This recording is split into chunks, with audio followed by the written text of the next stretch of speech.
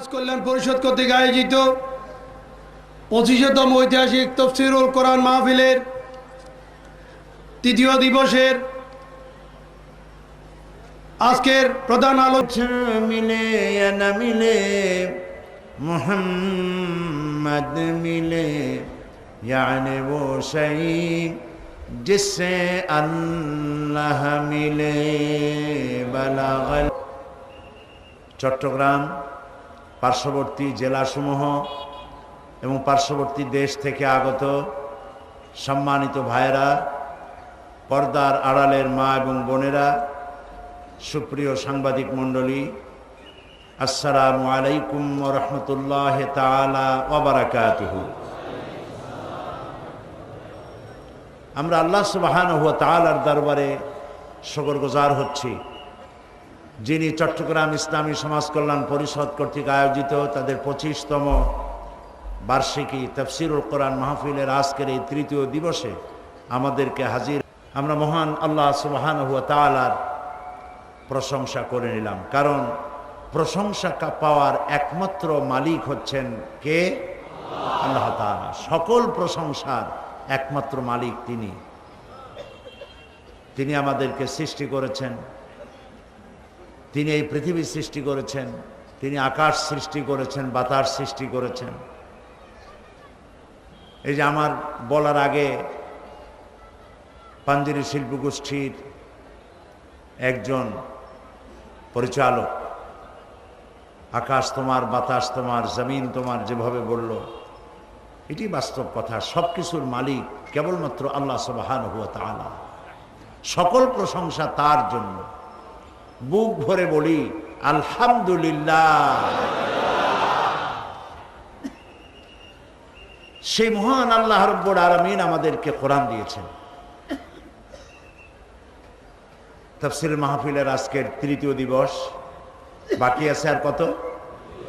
মাত্র 2 দিন। এই 2 দিন পরে মাঠ খা খা করতে থাকবে, এই জান্নাতি পরিবেশ আর থাকবে না। আবার 1 বছর পর যদি আল্লাহ তাআলা আমাদেরকে হায়াতে রাখেন এবং এখানে যদি আমরা আসতে পারি, তাহলে আর একবার আসা হলো। বলতে বলতে 3টি রাত চলে গেল 5 দিনের। সময় স্রোতের চাইতেও দ্রুত গতিতে সময় চলে যায়, সময় কারোর জন্য অপেক্ষা করে না। 3 দিন আমরা আলোচনা করেছি সূরা আর রহমানের আল্লামাল কোরআন এই শব্দের উপরে, এই আয়াতটির উপরে, এই বাক্যটির উপরে।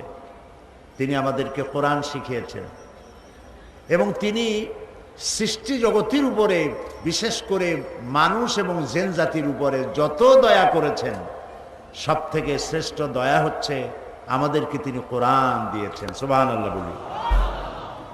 এবং এই একটি সূরা, যে সূরার মধ্যে আল্লাহ তাআলা মানুষ এবং জিনকে একত্রিত করে সম্বোধন করেছেন, এরকম কোন সূরায় মানুষ আর জিনেদেরকে একত্রিত করে সম্বোধন করেন নাই। ইয়া মাশারাল জিন্নি ওয়াল ইনস, জিন এবং ইনসান একসাথে সম্বোধন করা হয়েছে এই সূরাটিতে। এবং আল্লাহ তাআলা তার অসংখ্য নিয়ামতের কথা বারবার স্মরণ করিয়ে দিয়ে বলেছেন, ফাবিআইয়ি আলাই রাব্বিকুমা তুকাদ্দিবান। আল্লাহ তাআলার কোন নিয়ামতকে তুমি মিথ্যা মনে করতে পারো? সুবহানাল্লাহ। তার নিয়ামতের কোনো শেষ নাই। আল্লাহর দয়া, আল্লাহর নিয়ামতের সর্বশ্রেষ্ঠ প্রমাণ তিনি আমাদেরকে কোরআন দিয়েছেন। আমাদেরকে সৃষ্টি করে অন্ধকারে ছেড়ে দেন নাই যে হাতড়ে হাতড়ে মরবো, আমাদের যাওয়ার চলার কোনো পথ নাই। আল্লাহ সৃষ্টিও করেছেন, পথও দিয়েছেন। সুবহানাল্লাহ। এবং এর ব্যাখ্যার তো কোনো শেষ নাই।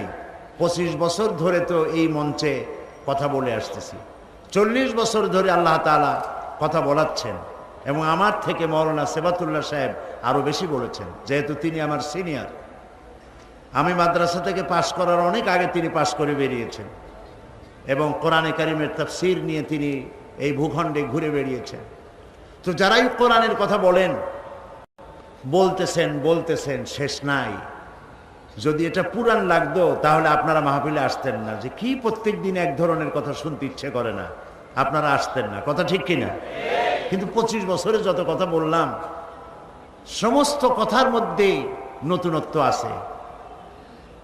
ক্রমান্বয়ে আল্লাহ রাব্বুল আলামিন আমাদেরকে এই কথাগুলি শোনার তৌফিক দিয়েছেন। আর যত শুনি তত মজা লাগে। সুবহানাল্লাহ বলেন, সুবহানাল্লাহ।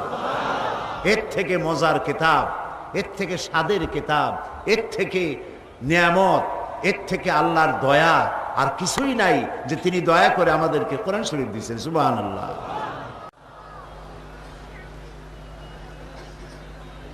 আল্লাহ তাআলা বলছেন, قل لو كان البحر مدادا لكلمات ربي لنفد البحر قبل أن تنفد كلمات ربي ولو جئنا بمثله مددا। আল্লাহ রাব্বুল আলামিন বলেন, নবী আপনি বলুন, তাম পৃথিবীর সমস্ত জলরাশি, সমস্ত পানিগুলো যদি কালি হয়ে যায়, আর তাই দিয়ে যদি আমার রবের কালেমার ব্যাখ্যা লেখা যদি শুরু হয়ে যায়, লিখতে লিখতে তাম পৃথিবীর সমস্ত পানিগুলি শেষ হয়ে যাবে, আমার রবের কালামের ব্যাখ্যা লেখা শেষ হবে না। এ হচ্ছে সেই কিতাব। আল্লাহ পাক বলছেন, আর রহমান আল্লামাল কোরআন, তিনি দয়াবান, তিনি তোমাদেরকে কোরআন শিখাইছেন। সুবহানাল্লাহ। গতকাল এই কোরআন সম্পর্কে অনেক কথা আপনাদের সামনে আমরা আলোচনা করেছি, মনে আছে না সেসব কথা ভাই? আজকে বলতে চাই কালকের কথার পুনরাবৃত্তি করে, যে কোরআন হচ্ছে মহাবিশ্বের শব্দটা মনে আছে আপনাদের? কোরআন হচ্ছে মহাবিশ্বের মহাবিস্ময়। এর থেকে আশ্চর্যজনক কিতাব আল্লাহর পৃথিবীতে আর নাই। যদি বলা হয় পৃথিবীতে সবচেয়ে বেশি তেলাওয়াত করা হয়েছে, পড়া হয়েছে কোন কিতাব, কি বলবেন আপনি? পৃথিবীতে এমন কোনো একটি সময় নাই, এমন একটি মুহূর্ত নাই যখন পৃথিবীর কোনো না কোনো জায়গায় আল্লাহ রাব্বুল আলামিনের কালাম উচ্চারিত না হয়। কোনো না কোনো জায়গায় কোরআন শরীফ তেলাওয়াত হচ্ছেই। আর রমজান মাস হচ্ছে কোরআন তেলাওয়াতের মৌসুমে বাহার, বসন্তকাল।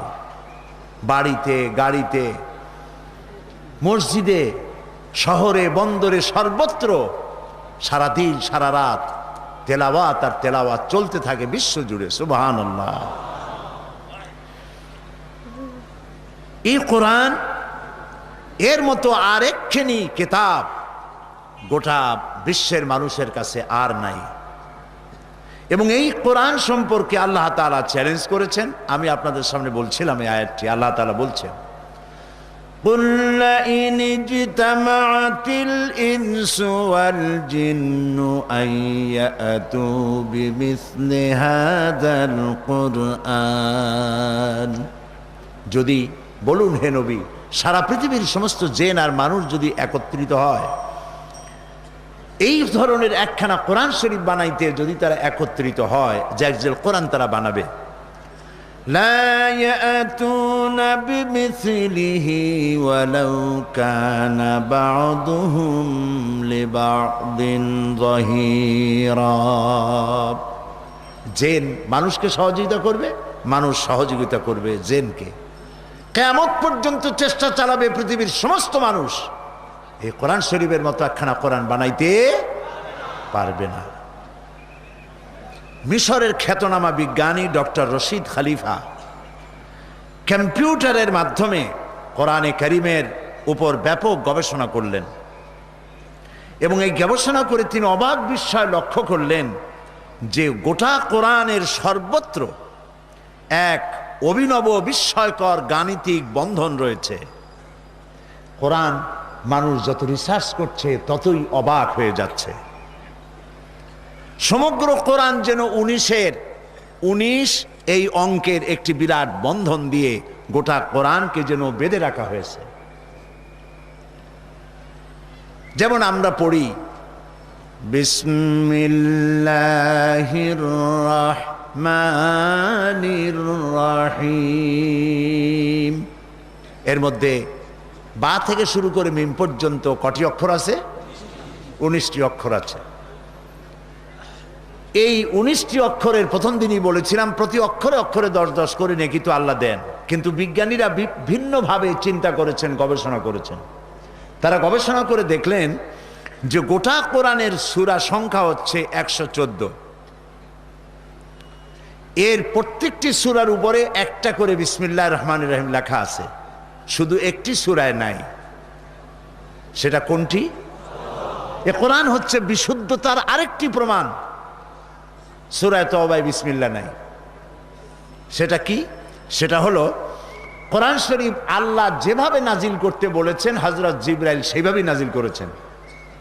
প্রত্যেকটি সূরা নাজিল করার শুরুতে আল্লাহ যেভাবে বিসমিল্লাহ বলতে বলেছেন সেইভাবেই এসেছে। সূরায়ে তওবায় আল্লাহ রাব্বুল আলামিন বিসমিল্লাহ বলেন নাই, হযরত জিবরাইল বলেন নাই, নবী করিম সাল্লাল্লাহু আলাইহি ওয়াসাল্লাম লিখবার সময় বিসমিল্লাহ বলেন নাই। তাহলে বোঝা গেল কোরআন শরীফের প্রত্যেকটি সূরার মধ্যে এবং বিন্যাস করার মধ্যে অথেন্টিসিটি, এর পিউরিটি, এর অরিজিনালিটি রক্ষা করা হয়েছে মিয়া বিল মিয়া, 100%, এক চুলও কম নাই। সুবহানাল্লাহ। এখন 19 দিয়ে কোরআনের মধ্যে একটা বন্ধন আল্লাহ সৃষ্টি করেছেন। এখন সূরা হয়েছে 114, যা 19 দিয়ে ভাগ করা যায় না। 19 দিয়ে ভাগ করতে হলে তাহলে 114টা সূরার প্রত্যেকটা শিরোনামে একটা করে বিসমিল্লাহির রহমানির রহিম আসা দরকার। কিন্তু আসছে 100 কয়টায়? 13টায়। কিন্তু আল্লাহ তাআলা হিসাবে গরমিল করেন নাই। সূরা আন-নামলের মধ্যে শিরোনামে একবার বিসমিল্লাহ বলা হয়েছে। আবার সূরাটির ভিতরে গিয়া আল্লাহ রাব্বুল আলামিন আর একবার বলে দিলেন ইন্নাহু মিন সুলাইমান ওয়া ইন্নাহু বিসমিল্লাহির রহমানির রহিম। 114 হলো কিনা? 114 19 দিয়ে ভাগ করা যায়। সুবহানাল্লাহ বলতে ইচ্ছা করে না? আল্লাহ তাআলা পুরাই দিলেন। এভাবে গোটা কোরআন শরীফ আপনি যদি লক্ষ্য করেন, রিসার্চ করেন, তো দেখতে পাবেন যে 19 দিয়া কিভাবে এটাকে গেঁথে রাখা হয়েছে। পবিত্র কোরআন মজিদে আল্লাহ এই শব্দটি এসেছে 2698 বার।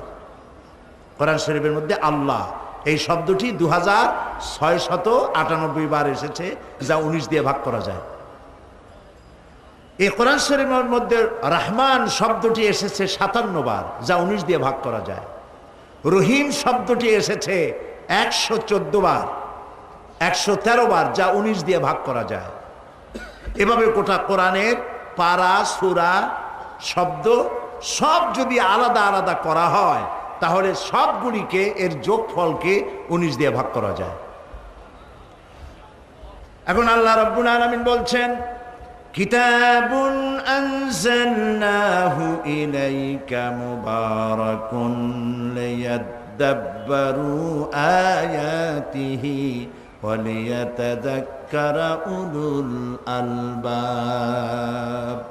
এক কল্যাণময় কিতাব আমি আপনার উপর এটাকে অবতীর্ণ করেছি এই জন্য, যাতে করে মানুষ এর আয়াতগুলি চিন্তা করে, গবেষণা করে, অনুধাবন করে, এবং যারা জ্ঞান সম্পন্ন ব্যক্তি তারা যেন এর দ্বারা উপদেশ গ্রহণ করে। এখন জ্ঞানী আর বুদ্ধিজীবী দুই রকমের হয়। জ্ঞান আল্লাহর পক্ষ থেকে আসে, আর বুদ্ধিটা এগুলি মানুষের খানিকটা মন মস্তিষ্ক প্রসিত। এই জন্য আমাদের দেশে যত বুদ্ধিজীবী আছে অধিকাংশ বুদ্ধিজীবীরা কোরআনের কাছে নাই। ঠিক কিনা? কোরআনের কাছে নাই। আর কোরআনের কাছে নাই বলে বুদ্ধির ঠেলায় মাথায় তাদের চুলও থাকে না। যত বুদ্ধিজীবী তাকায় দেখবেন মাথায় চুল নাই, বুদ্ধির জ্বালায় চুল সব উঠে চলে গেছে। মাথার দশা হয়েছে ইন্টারন্যাশনাল এয়ারপোর্ট। আল্লাহ ইলেম দেন। ইলেম দেন কে? আল্লাহ তাআলা। দেখেন কোরআনে কারিমে আল্লাহ কি বলছেন, ওয়ালাকাদ আতাইনা লুকমানাল হিকমা। আল্লাহ পাক বলছেন আমি লোকমানকে জ্ঞান দান করেছি। লোকমানকে জ্ঞান কে দিলেন? ওয়ালাকাদ আতাইনা দাউদা ওয়া সুলাইমানা ইলমা। আমি দাউদ এবং সুলাইমানকে ইলম দান করেছি। সুবহানাল্লাহ। সমস্ত নবীরা কেউ বুদ্ধিজীবী ছিলেন না, সব ছিলেন জ্ঞানী। আল্লাহ নিজেকে কোরআন শরীফে কোথাও আকিল, বুদ্ধিমান বলে আল্লাহ নিজেকে কোয়ালিফাই করেন নাই। আল্লাহ বলেছেন আলিম, সব জানতা তিনি। সুবহানাল্লাহ। তিনি সব কিছু জানেন। এই জন্য কোরআন শরীফে বলা হয় না যে আল্লাহ তুমি আমার বুদ্ধি বাড়ায় দাও। আছে এরকম কোন আয়াত? বলেন আছে? নাই। কি আছে? রব্বি জিদনি ইলমা। বলেন রব্বি জিদনি ইলমা, রব্বি জিদনি ইলমা। আয় আল্লাহ, আয় আমার রব, তুমি আমার জ্ঞানকে বৃদ্ধি করে দাও। সুবহানাল্লাহ।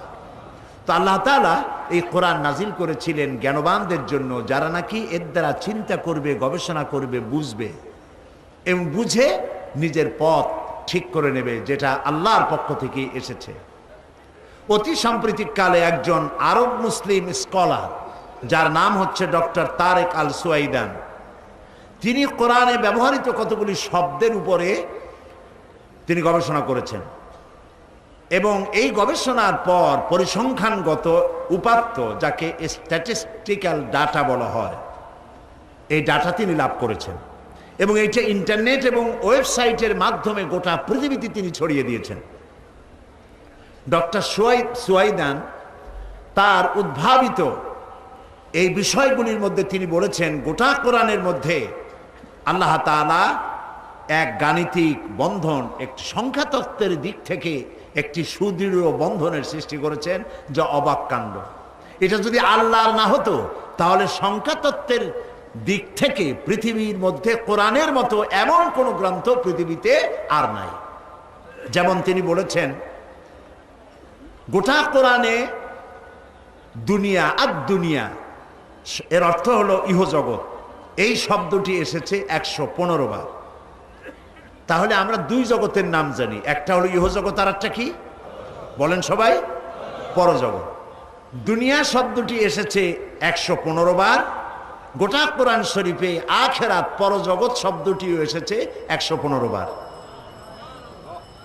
আল মালাইকা, ফেরেশতাগণ, এই শব্দটি এসেছে 88 বার।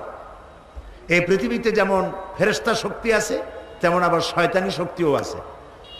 তো ফেরেশতাগণ এই শব্দটি গোটা কোরআনে এসেছে 88 বার, আর শয়তানগুলো এই শব্দ এসেছে 88 বার।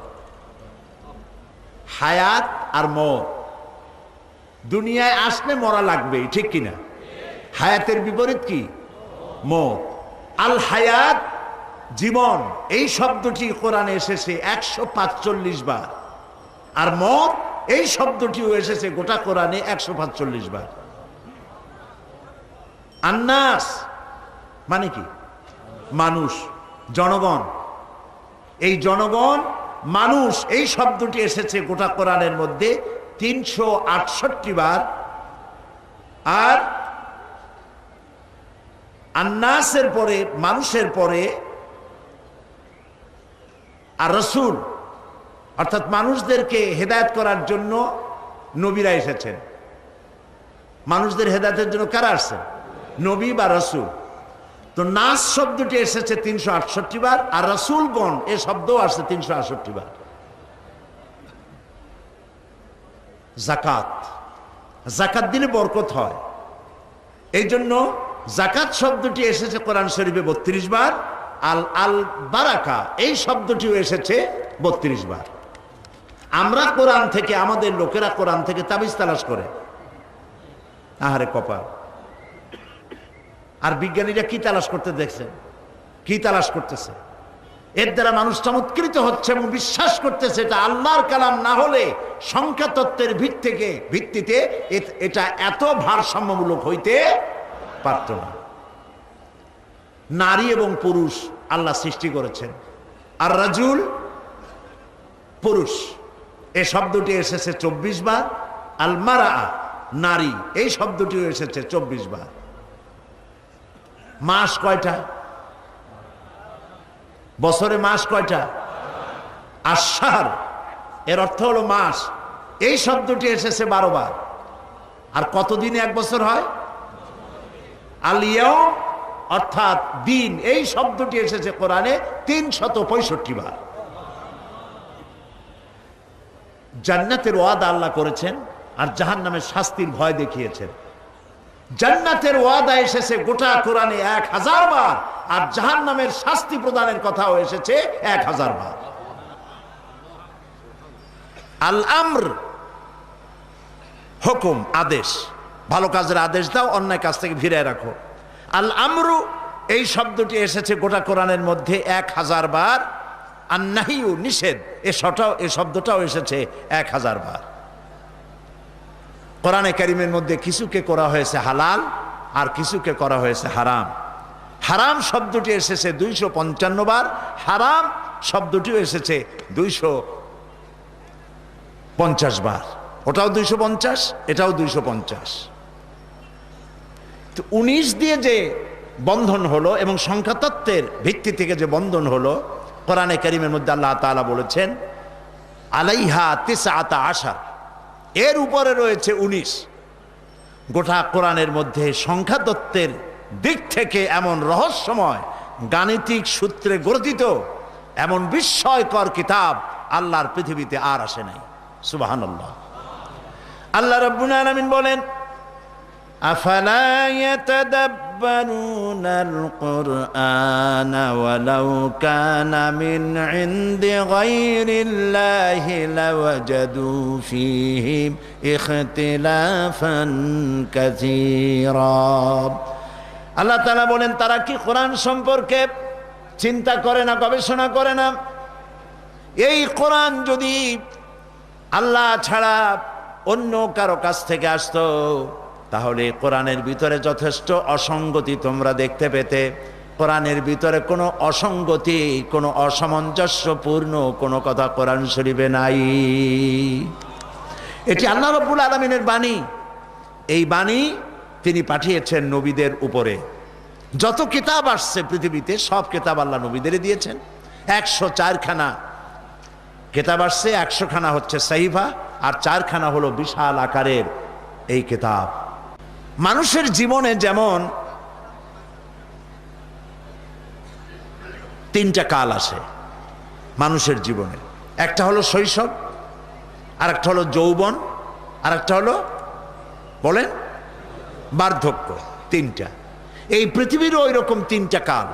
এই পৃথিবীর এক সময় শৈশব ছিল, আর এক সময় যৌবন এলো, আর এক সময় বার্ধক্য এলো। আদম আলাইহিস সালামের পর থেকে নিয়ে নূহ আলাইহিস সালাম পর্যন্ত পৃথিবীর ছিল শৈশবকাল। শৈশবকালে মানুষের জন্য কোনো শরীয়ত আসে না। শৈশবকালে আজকে এখানে ছোটদের সমাবেশ হয়েছিল, কিশোরদের। তারা অনেক প্রশ্ন করেছে, মজার মজার প্রশ্ন করেছে, যেসব প্রশ্ন শুনলে আপনাদের মনে হবে যে এরা আমাদের চাইতে তো বুদ্ধিমান হয়ে গেছে। আর হয় স্বাভাবিক, যেহেতু রুহুগুলো তো সব এক সময় বানানো ছিল, রুহু সব মুরব্বী শ্রেণীর রুহু। তাদের প্রশ্নগুলি এমন ছিল। তো এরা ছোট। তারা প্রশ্ন করেছে যে আমরা যদি কোনো কবিরা গুনাহ করি তাহলে আমাদের আমলনামে কোনো পাপ হবে কিনা। তাহলে তোমাদের তো কোনো কবিরা সবিরা কিছুই নেই।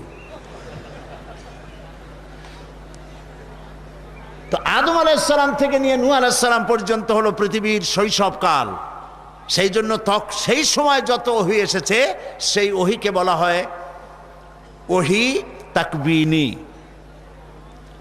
নূহ আলাইহিস সালামের পরের থেকে ইব্রাহিম আলাইহিস সালাম পর্যন্ত তখন পৃথিবী যৌবন এসে গেছে পৃথিবীর।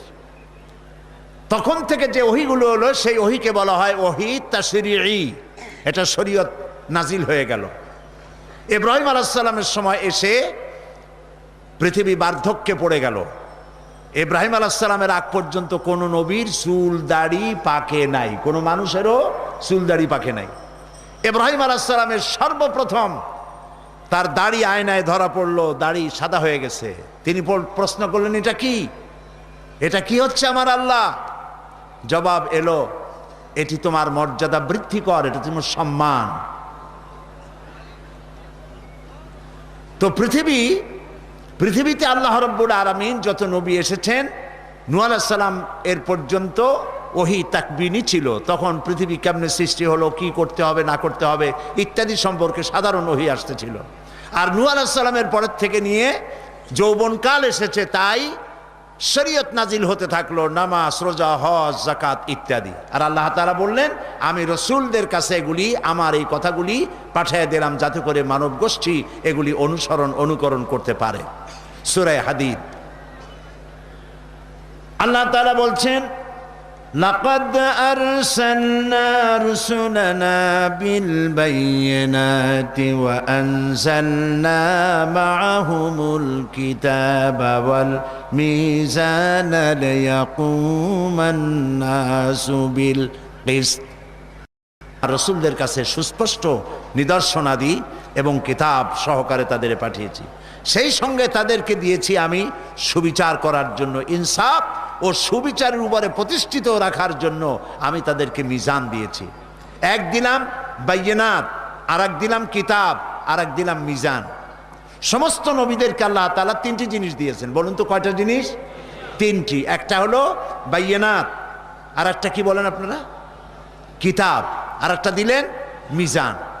মিজানের অর্থ করা হয়েছে ইংরেজিতে জাস্টিস,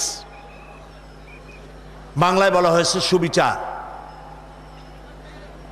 তবে সুবিচার বলেন আর জাস্টিস বলেন, কোন শব্দ দিয়ে এই মিজানের হুবহু এর অর্থের হক আদায় করা যায় না। কারণ সুবিচার আপনার মনের যে ব্যাপারটা, এইটা দিয়ে, এটা তো মিজান দিয়ে মাপা যাবে না। আপনি আপনার মাকে কতটা ভালোবাসতেছেন, আপনার পিতাকে কতটা বাসতেছেন, স্নেহ আপনার সন্তানদেরকে কতটা দিচ্ছেন, এগুলি আপনার কোনো পালায় মাপার জিনিস নয়। এই জন্য আল্লাহ রাব্বুল আলামিন নবীদেরকে তিনটি জিনিস দিলেন। একটা দিলেন বাইয়িনাত, অর্থাৎ তাদের চরিত্রের মধ্য দিয়ে প্রমাণ হতো ইনি আল্লাহর নবী। সুবহানাল্লাহ বলুন। কোন নবীর কপালে লেখা থাকে নাই যিনি নবী, তাদের চরিত্র দিয়ে প্রমাণ হয়ে যেত তারা আল্লাহর নবী। নবীদের কোনো ভুল নাই, নবীদের কোনো গুনাহ নাই। সুবহানাল্লাহ বলুন। তো আল্লাহ তাআলা এইভাবে করে আল্লাহ তাআলা কিতাব নাজিল করলেন, এবং নবী করিম সাল্লাল্লাহু আলাইহি সাল্লাম যখন এলেন পৃথিবীতে, তখন আল্লাহ তাআলা শরীয়তকে পূর্ণ করে দিলেন। আগের নবীদের উপরে নামাজ ছিল, রোজা ছিল, সব কিছু ছিল, কিন্তু নবী করিম সাল্লাল্লাহু আলাইহি সাল্লাম যখন পৃথিবীতে এলেন, আল্লাহ তাআলা পরিপূর্ণ একটি জীবন ব্যবস্থা তাকে দান করলেন। সেই জীবন ব্যবস্থার নাম কোরআন। এই কোরআন দিয়ে, লক্ষ্য করুন, এই কোরআন দিয়ে নবীজি মানুষদেরকে শুধু তেলাওয়াতের জন্য দেন নাই, কোরআন দিয়ে একটি সমাজ নিজে কায়েম করলেন। সুবহানাল্লাহ বলেন। রাসূল এবার প্রেসিডেন্ট হয়ে গেলেন, আল্লাহ নবী কি হলেন? প্রেসিডেন্ট হলেন, রাষ্ট্রপতি হলেন। আল্লাহর নবী রাষ্ট্রপতি হলেন। কোরআন হলো সংবিধান, কোরআন হলো কনস্টিটিউশন। এই কোরআনের আইন যখন নবীজি চালু করে দিলেন, সমাজে চুরি বন্ধ হয়ে গেল, ডাকাতি বন্ধ হলো, জেনা বন্ধ হলো, সন্ত্রাস বন্ধ হলো, ধর্ষণ বন্ধ হলো, মানুষ তার দরজা খুলে ঘুমাবার সুযোগ পেয়ে গেল। যারা কাফের ছিল মদিনার রাসূলুল্লাহর জীবনের শেষ দিকে, যারা কাফের ছিল, তারা চিন্তা করলো যে আমরা তো এই লোকটার সাথে খামোখাই দুর্ব্যবহার করেছি, আমরা তাকে ধর্মের দুশমন মনে করেছি। আসলে তিনি তো কারো ধর্মের দুশমন না, তিনি তো মন্দির ভাঙ্গেন না, তিনি তো কোনো অমুসলিমকে মারধর করেন না, বরং তিনি এসছেন পৃথিবীতে ইনসাফ প্রতিষ্ঠা করার জন্য। খ্রিস্টান, ইহুদি, মুশরিক প্রত্যেকটি জাতির তিনি প্রয়োজন মিটাচ্ছেন, তিনি মানুষের হক আদায় করছেন, বেকার ভাতা দিচ্ছেন, বুড়ো মানুষকে ভাতা দিচ্ছেন, সম্মান দিচ্ছেন। আজকে আর কারো ক্ষুধার কষ্ট নাই, সমস্ত মানুষ আরামে, সুখে, শান্তিতে বসবাস করছে। আল্লাহ তাআলা এই দৃশ্যটা তুলে ধরেছেন সূরা নসরের মধ্যে। আল্লাহ তাআলা বলছেন, ইযা জাআ নাসরুল্লাহি ওয়াল ফাতহু ওয়া রাআইতান নাসা ইয়াদখুলুনা ফি দীনিল্লাহি আফওয়াজা ফাসাব্বিহ বিহামদি রাব্বিকা ওয়াস্তাগফির ইন্নাহু কানা তাওয়াবা। যখন তোমরা দেখতে পাবে ইসলামের বিজয় এসেছে, যখন আল্লাহর মদদ হবে, যখন ইসলামের বিজয় আসবে, ওয়ারাইতান নাসা ইয়াদখুলুনা ফি দীনিল্লাহি আফওয়াজা, তখন দেখতে পাবে লোকেরা দলে দলে ইসলামের মধ্যে প্রবেশ করতেছে। সুবহানাল্লাহ। নবী করিম সাল্লাল্লাহু আলাইহি সাল্লামের জীবনের শেষ দিকে আরব ভূখণ্ডে কোন অমুসলিম ছিল না, সব পড়েছে লা ইলাহা ইল্লাল্লাহু মুহাম্মাদুর রাসূলুল্লাহ, কালিমা পড়ে মুসলমান হয়ে গিয়েছে। কেউ আর বিরোধিতা শত্রুতা নবীজির সঙ্গে করে নাই। নবী করিম সাল্লাল্লাহু আলাইহি সাল্লাম চুরি বন্ধ করেছেন, ডাকাতি বন্ধ করেছেন, জেনা বন্ধ করেছেন। আমি এসে শুনতেছিলাম মাওলানা হযরত মাওলানা আবুল কাসেম মোহাম্মদ সিফাতুল্লাহ সাহেব, আল্লাহ তাকে হায়াতে তাইয়্যিবা সেহাতে কুল্লিয়া দিন, তিনি আলোচনায় সন্ত্রাসের ব্যাপারে কথা বলতেছিলেন। যারা আজকে পৃথিবীতে সন্ত্রাসের বাবা না, সন্ত্রাসের দাদা, ওরা আমাদেরকে বলে সন্ত্রাসী, ঠিক কিনা?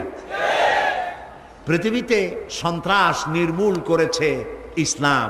সন্ত্রাস নির্মূল করেছে কে? ইসলাম সন্ত্রাস নির্মূল করে দিয়েছে পৃথিবী থেকে।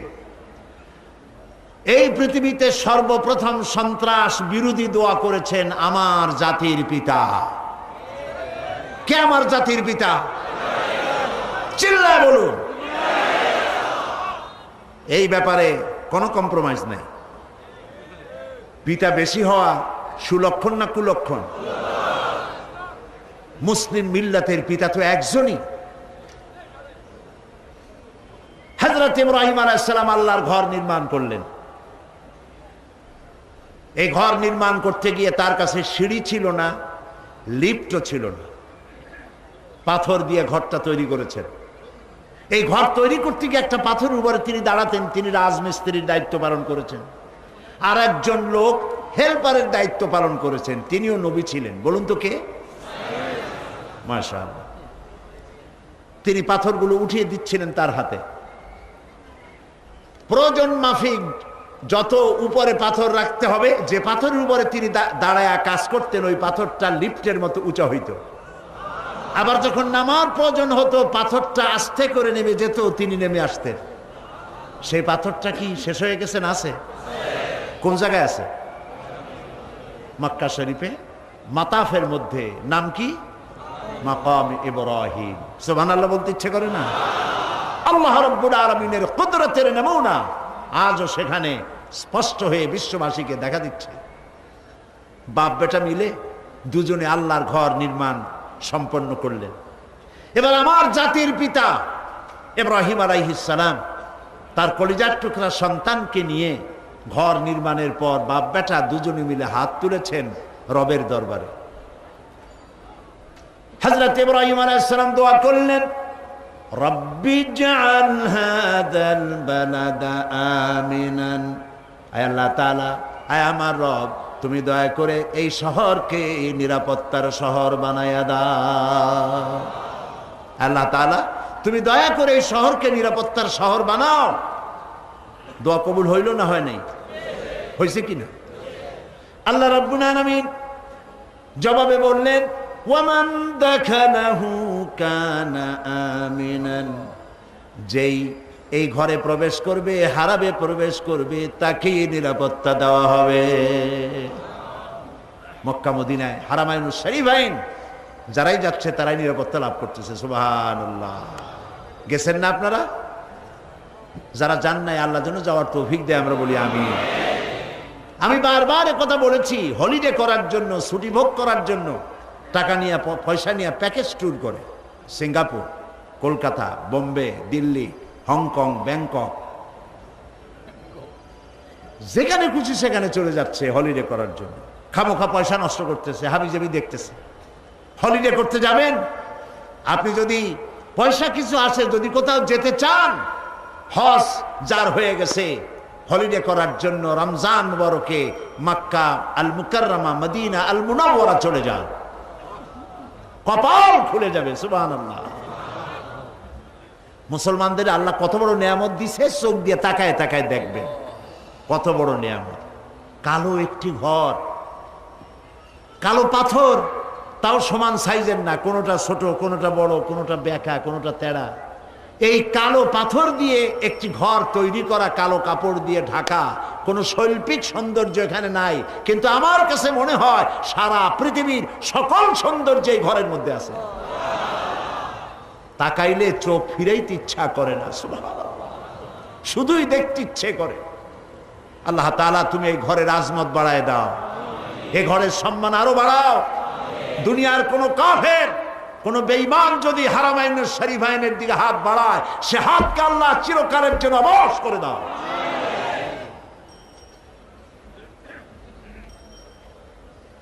এখানে যেই যায় সেই নিরাপত্তা লাভ করে, চুরি নাই, ডাকাতি নাই। ওরা আমাদের কয় সন্ত্রাসী। ইউরোপ এবং আমেরিকায় যারা গেছেন জানেন, বাজারঘাট বন্ধ হয়ে যায় বিকেল 4টার মধ্যে, 5টা 6টা পর্যন্ত খোলা রাখে না। কেন? দেশে ভদ্রলোক তো বেশি, কোথার দিয়ে লুটপাট চুরি মারা করবে, ঠেকাইতে পারে না।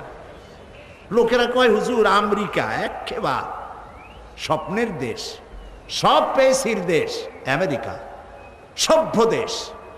কি সভ্য তা তো আমরা দেখছি। মাত্র কয়েক ঘন্টা বিদ্যুৎ ছিল না নিউ ইয়র্ক সিটিতে, হাজার হাজার লক্ষ লক্ষ মানুষ নেমে গেল রাস্তায় নিউ ইয়র্কে। জেনা করলো পাইকারি দরে, মানুষ হত্যা করলো জনমের মতো, ভাঙ চুর করিয়া শেষ করে ভালাইল সব। আমার লুটপাট হইল। তখন পত্রিকাটা পড়ে আমার মনে পড়লো এক গল্পের কথা। এক লোক রাস্তা দিয়ে হেঁটে যাচ্ছিল, দেখে পুকুরের মধ্যে কতগুলি ছেলে ডুবাইয়া পানি আর কাদা একাকার করে ফেলাইছে, আর কুলে ডাঙ্গায় একটা ছেলে চুপ করে বসে আছে। লোকটি তাকায় দেখে বলল যে এই গ্রামের সবগুলি ছেলে দুষ্ট, এইরকম বানানোর মানুষে করে, কাদা মাদা দিয়ে করছে কি পুকুরটারে। আর এই যে পুকুরের পারে ছেলেটা বসা, কি ভদ্র, খুব ভালো ছেলে। ছেলেটা শুনে বলছে, আমারে ভদ্র কবে আমার শালা, আমার না কয়েকদিন জ্বর, সেই জন্য পানিতে নামতে পারি নাই। আমেরিকা কেমন বদ্দর তা আমরা দেখছি, ঠিক না? ঠিক কিনা বলেন? গণতন্ত্রের ফেরিওয়ালা, গণতন্ত্রের ঠিকাদার বুশ। আল্লাহ যখন ধরবে থাকবে না তোর হুশ, ঠিক কিনা? তো আমাদের বলো যে আমরা সন্ত্রাসী, বেটা আমার দেশে আসো ঘুরতে, এসে দেখে যাও, আমরা কিচ্ছু কব না, মিলিটারি দিয়ে ঘেরাও হয়ে থাকবা, কেউ কিছু কবে না, খাইবা দাইবা আরাম করবা, দেখে যাও। তোমার দেশের নিউ ইয়র্ক সিটিতে, ক্যালিফোর্নিয়ায়, বোস্টনে, ওয়াশিংটনে, ওকলাহামায়, আলাবামায়, ফিলাডেলফিয়ায়, 22টা স্টেটের কোন শহরে তুমি বেলা 4টার পরে দোকান খোলা রাখতে পারো? আমার দেশে আসো, আসে দেখো উত্তরবঙ্গে বা বাংলাদেশের বিভিন্ন জায়গায় কোনো কোনো এলাকায় রাত 11টা 12টা 1টা পর্যন্ত কেনা বেচা হয় কোটি কোটি টাকার। পুলিশও নাই, বিডিআরও নাই, চৌকিদারও নাই। বেশি দূর যাওয়া লাগবে না, বাবুরহাটে যান। নরসিংদী বাবুরহাট, যেটাকে বাংলাদেশের ম্যানচেস্টার বলা হয়, সারা রাত বেচা কিনা হয়, 1 কোটি না শত শত কোটি টাকার বেচা কিনা হয়, বিডিআর নাই, পুলিশ নাই। তাহলে সন্ত্রাসী কারা? আমাদের কয় সন্ত্রাসী।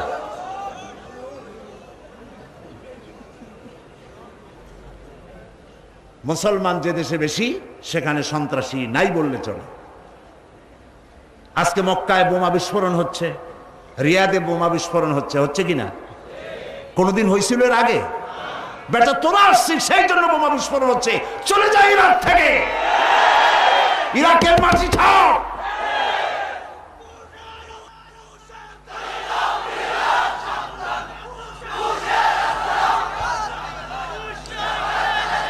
প্রিয় ভাই সব, আল্লাহ রাব্বুল আলামিন সারা পৃথিবীর সামনে দেখিয়েছে মুসলমান সারা পৃথিবীর মধ্যে সব থেকে বেশি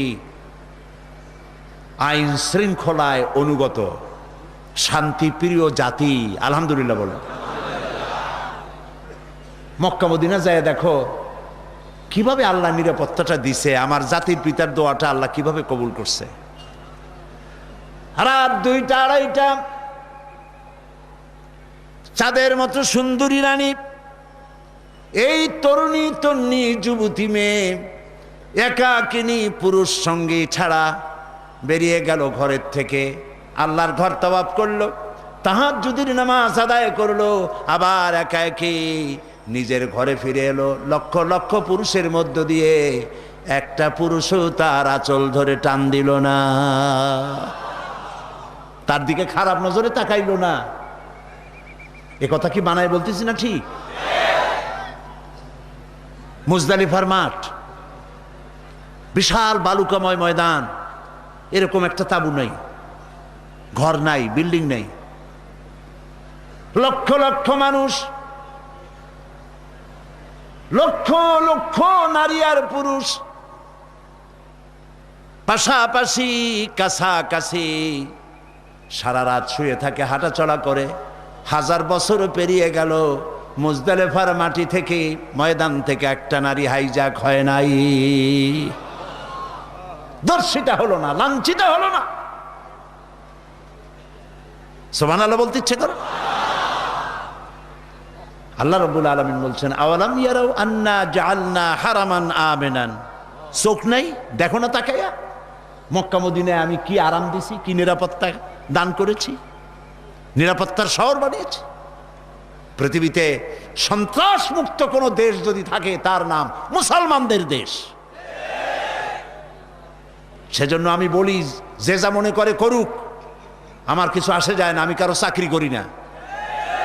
আমার স্পষ্ট কথা, মানব সভ্যতার ইতিহাসে বুশের জন্মগ্রহণ পৃথিবীর জন্য কলঙ্ক।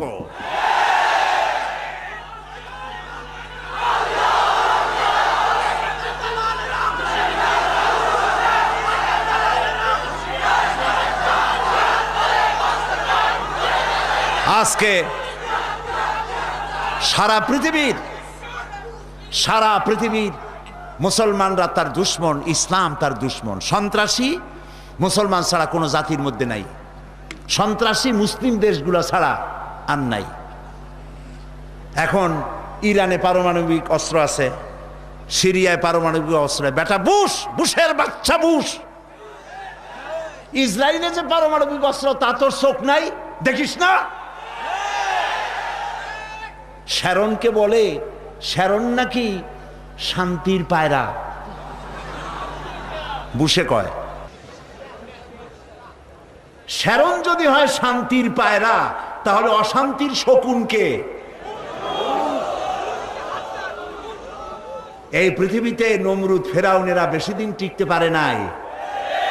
আমার আল্লাহ আছেন, এবং তার থেকে ক্ষমতাশালী আকাশেও কেউ নাই, জমিনেও কেউ নাই। আমি আজ কোরআনের মাহফিল থেকে বলছি, বুশ আর শ্যারনের শাস্তি বিশ্ববাসী তাকিয়ে দেখবে, ইতিহাসের কলঙ্কময় শাস্তি, প্রচন্ড শাস্তি দিয়ে আল্লাহ এদেরকে গজব দিয়ে বিদায় করবেন। প্রিয় ভাই সব, এই যে কোরআন, যে কোরআনের কথা আমি আপনাদের সামনে বলতে এসেছি, আল্লাহ বলাচ্ছেন, আলহামদুলিল্লাহ বলি। কে বলান? আমি আগেই বলেছি, সুবহানাকা লা ইলমা লানা। কোরআন বুঝাবার মতো কোনো ইলম আমার নাই, ইল্লা মা আল্লামতানা। যদি দয়া করে আল্লাহ কিছু বলার তৌফিক দেন, তাহলেই বলতে পারবো। আল্লাহর কাছে তৌফিক কামনা করি, আল্লাহ যেন, আল্লাহ তুমি তোমার এই আমানত, এটা আল্লাহ তাআলা আমাদেরকে আমানত দিয়েছেন, সুবহানাল্লাহ বলেন। আমরা যেন এই আমানতের সম্মান রক্ষা করতে পারি। এই কোরআনের পতাকাকে উড্ডীন করার জন্য আমাদের সব থেকে প্রিয় জীবনটা যেন অকাতরে বিলিয়ে দিতে পারি, আল্লাহ তৌফিক দিয়ে দিন।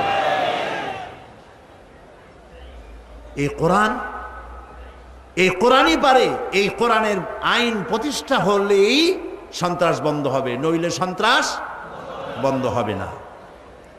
এখন দেখেন, এই কোরআনের মধ্যে আল্লাহ তাআলা তিনি বিচার পদ্ধতি সম্পর্কে বলছেন। আমি আগেই বলেছি, যারা তাবিজের ব্যবসা করে কোরআন দিয়া, আল্লাহ তাদের হেদায়েত নসিব করুন। কোরআন তাবিজের জন্য আসে নাই, একথা বহুবার বলছি, আজকে আর ব্যাখ্যা দেওয়ার দরকার নেই। না দরকার আছে? আলহামদুলিল্লাহ। ইসলামের বিচার পদ্ধতির মূল নীতিটা কি? আল্লাহ রাব্বুল আলামিন বলেছেন, وَإِذَا حَكَمْتُمْ بَيْنَ النَّاسِ أَن تَحْكُمُوا بِالْعَدْلِ তোমরা যখন লোকদের মাঝে বিচার ফয়সালা করবে তখন তোমরা অবশ্যই সুবিচার করবে। এটা হলো আল্লাহর নির্দেশ। এই সুবিচার, সেখানে কোনো হিন্দু নাই, খ্রিস্টান নাই, বৌদ্ধ নাই, মুসলমান নাই। বিচার যখন বসবে বিচারকের চেয়ারে, বিচার করবে, ঠিক সুবিচার করবে, আপন পর দেখার কোনো প্রশ্নই ওঠে না। এই বিচারের মূল নীতি সম্পর্কে আল্লাহ বলছেন, আত্মীয় স্বজন হোক, গরিব হোক, ফকির হোক, বিচার হবে সুষ্ঠু। ইয়া আইয়ুহাল্লাযীনা আমানু কুনু কাওয়ামিনা বিল কিসতি শুহাদাআ লিল্লাহ। হে বিশ্ববাসীরা, তোমরা সকলের সুবিচার এবং ন্যায় নীতি সহ শক্ত হয়ে দাঁড়াও। আল্লাহর জন্য সাক্ষীদাতা হিসাবে বিচারের মধ্যে কোনো রকমের তারতম্য করো না। এবং এই বিচার করতে গিয়ে ওয়ালাউ আলা আনফুসিকুম ওয়া বিল ওয়ালিদাইনি ওয়াল আকরাবিনা ইয়াকুন গানিয়ান আও ফাকিরা।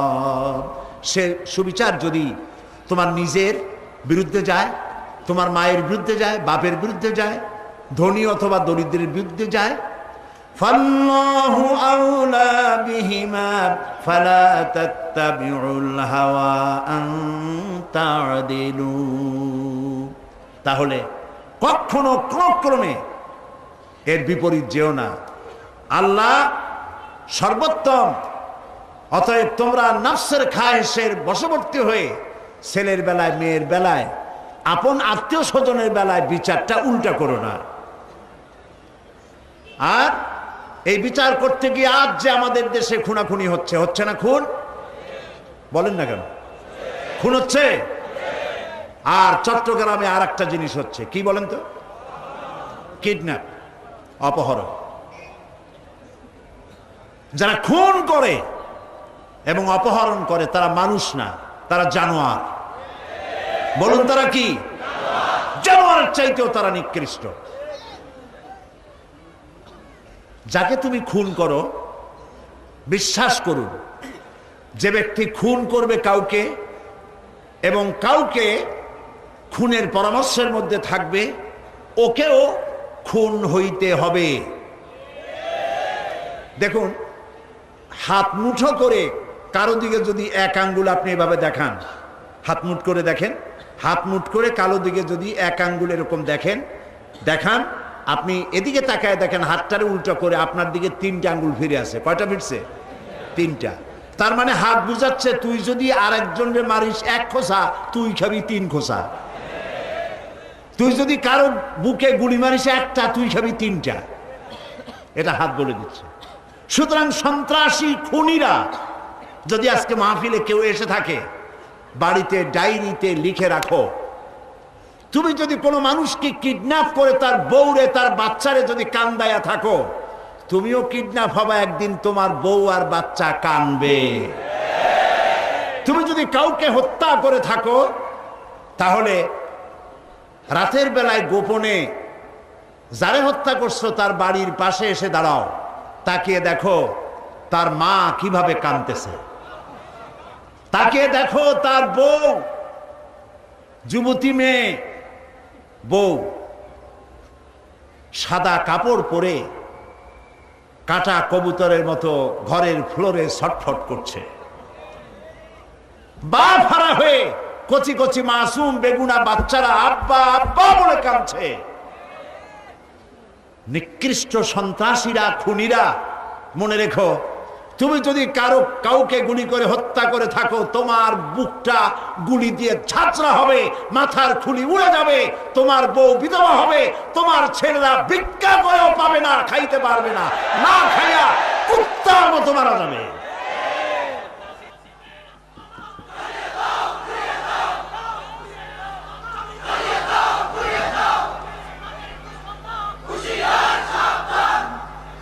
প্রিয় ভাই সব, সন্ত্রাসীদেরকে ধরিয়ে দিন, খুনিদেরকে ধরিয়ে দিন, এরা মানুষ না, জানোয়ারদেরকে ধরিয়ে দিন। কাদের ধরিয়ে দিবেন?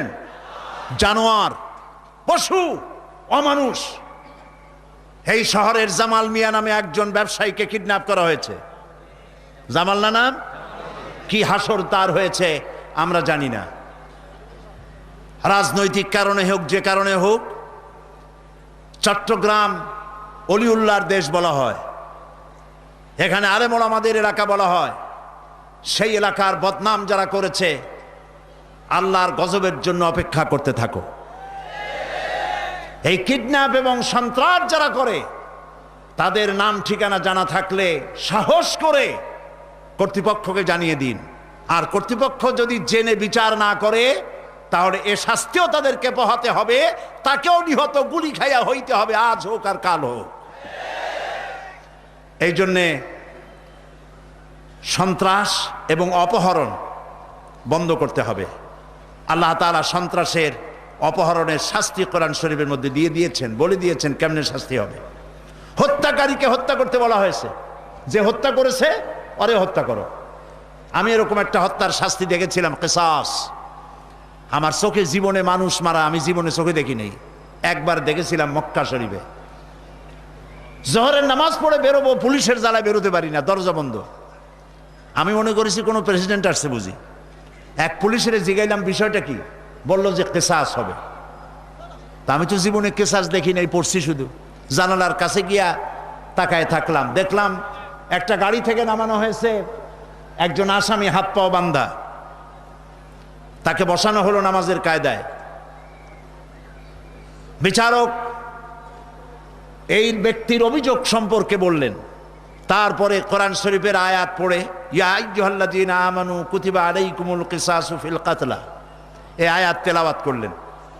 হত্যার বদলে হত্যা করা হবে। এই আয়াত তিনি পড়া শেষ করতে পারেন নাই, জল্লাদ নেমে গেল গাড়ি থেকে, হাতে এক বিরাট তরবারি, বিদ্যুতের মতো চমকে উঠল সূর্যের আলো পেয়ে।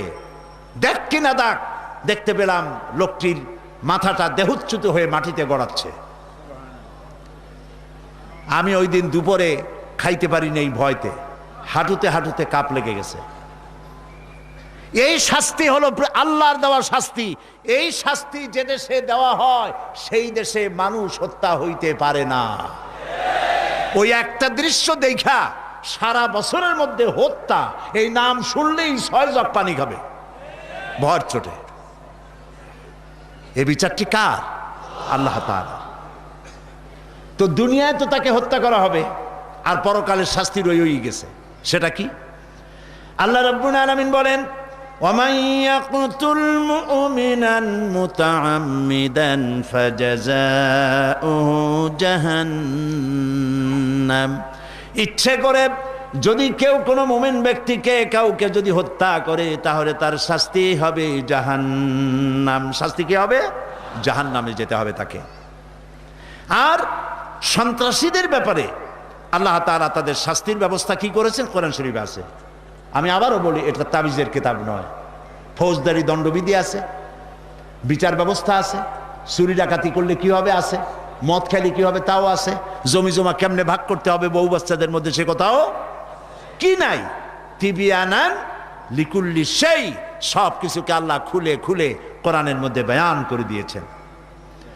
আল্লাহ রাব্বুল আলামিন বলেন, إنما جزاء الذين يحاربون الله ورسوله ويسعون في الأرض فسادا أن يقتلوا أو يصلبوا أو تقطع أيديهم وأرجلهم من خلاف أو ينفوا في الأرض। যারা আল্লাহ এবং রসুলের আইনের বিরুদ্ধাচরণ করে এবং পৃথিবীতে বিপর্যয় সৃষ্টি করে, বিশৃঙ্খলার সৃষ্টি করে, অপতৎপরতা চালায়, মানে সন্ত্রাসী তৎপরতা চালায়, তাদের জন্য নির্দিষ্ট শাস্তি হচ্ছে তাদেরকে হত্যা করো। কে বলতেছেন? যারা সন্ত্রাসী তাদেরকে হত্যা করো। এবং হয় হত্যা করো অথবা তাকে শুলে চড়াও, অথবা তাদের উল্টা করে বাম পা ডাইন হাত কেটে দাও, অথবা ডাইন হাত বাম পা কেটে দাও, একটার উল্টা আর একটা কাটিয়া ফালায় দাও, অথবা তাদেরকে দেশ থেকে বহিষ্কার করে দাও। বিশ্বাস করুন, যৌথ বাহিনী যদি এদেশে 50,000 বার নামানো হয়, ক্লিন হার্ট অপারেশন যদি 40,000 বার করা হয়, 100% সন্ত্রাস দূর হবে না, হবে না, হবে না। সন্ত্রাস দূর করার জন্য কোরআনের আইনের কোনো বিকল্প নাই। সন্ত্রাসী যে দলের হোক ধরো আর হত্যা করো। সন্ত্রাসীদের বেঁচে থাকার অধিকার নাই। সন্ত্রাসীদের বেঁচে থাকার কোন অধিকার নাই, কারণ তারা জানোয়ার, তারা পশু। সন্ত্রাসীরা কি? যারা চাঁদাবাজি করো, মাস্তানি করো। আমি বুঝি না তারা কি জাতের লোক, গায়ের রক্তটা কিসের, মানুষের রক্ত না পশুর রক্ত? চাঁদাবাজি করতে যাও কি জন্যে? একটা মানুষ বহু টাকা বহু কষ্ট করে জমি জমা বিক্রি করে ব্যবসা করতেছে, সেখানে যাইয়া আমাদেরকে 2 লক্ষ টাকা দিতে হবে, 5 লাখ টাকা দিতে হবে। কি হয়েছে? মানুষের এই একটা অভ্যাস, একজন একটু দাঁড়াইলো তো আরো একজন একটু দাঁড়ায়, ঠিক কিনা বলে? আপনি দেখেন যাওয়ার সময় রাস্তায় আপনি স্যাপ ফেলাইয়া দাঁড়ায় থাকবেন, আরো 2 জন এসে দেখবে যে ফালাই লুকি, এরপরে আরো 3 জন, আরো 10 জন, আরো 50 জন ফালাইছে, কিন্তু স্যাপ দাঁড়ায় গেছে 100। এই অভ্যাস ভালো না। এটা বাচ্চাদের মানায়, যারা বয়স্ক তাদের জন্য মানায় না, ঠিক কিনা বলেন?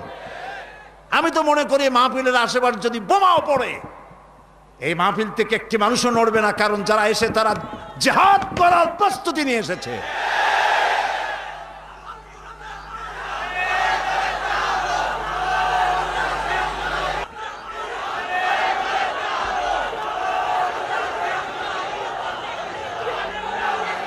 প্রিয় ভাই সব, সেই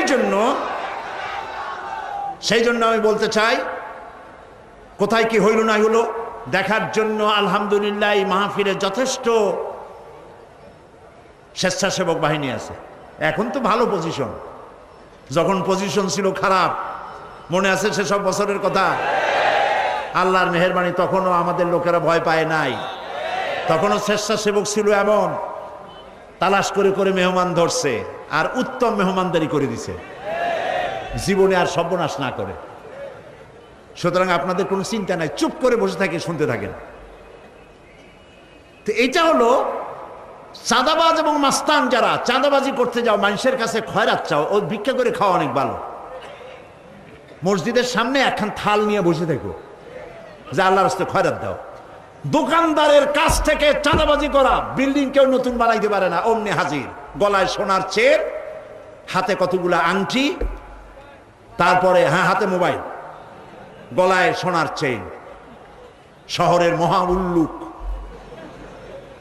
জানোয়ার বলতেছে এখানে ইট ফেলাইতে পারবে না, রড দিতে পারবে না আমাদেরকে চান্দানা দিয়া। এরা কি মানুষ? বলেন মানুষ? এরা মানুষের সন্তান? এরা জানোয়ার, পশু। চাঁদাবাজ এবং মাস্তান, সন্ত্রাসী, ইসলামে এদের কোনো স্থান নাই। এদেশে যদি কোরআনের রাজ কায়েম হয়, সন্ত্রাসীদের মাথা কামাইয়া ঘোল ঢেলে দেওয়া হবে, যাতে মাথা ঠান্ডা থাকে। এই জন্য মাথা ঠান্ডা করিয়া বসে থাকবে। আর সকলের চাকরি দেওয়া হবে, কাজ করো আর খাও, চাঁদাবাজি করো না। শ্বশুরের কাছে চাঁদাবাজি করে, বউর কাছেও চাঁদাবাজি করে। এত বড় লক্ষ্মী ছাড়া বউরে যায় বলে আমার হিরোইন খাওয়ার পয়সা দিবি। পত্রিকা আসছে না ভাই? কত বড় শয়তান, বউর কাছে চাঁদা চায়। আল্লাহ এই সব চাঁদাবাজ, মাস্তান, অপহরণকারী আর সন্ত্রাসী জানোয়ারদের হাত থেকে আল্লাহ এই দেশকে রক্ষা করুন। বলেন আমিন। চিল্লায় বলেন আমিন। ইসলাম মানুষের জীবনের সর্বাধিক গুরুত্ব দিয়েছে। কি বলেছে আল্লাহ রাব্বুল আলামিন? বলেন, মান কাতালা নাফসান বিগাইরি নাফসিন আও ফাসাদিন ফিল আরদ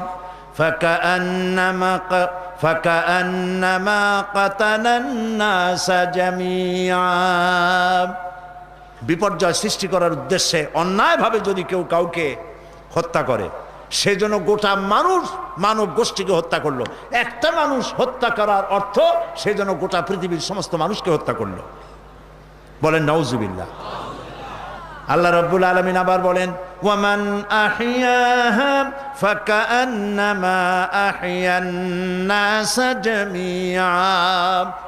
আর যদি কেউ একটি মানুষকে বাঁচায় দেয়, সেজন্য তামাম পৃথিবীর সমস্ত মানুষকে বাঁচায় দিল।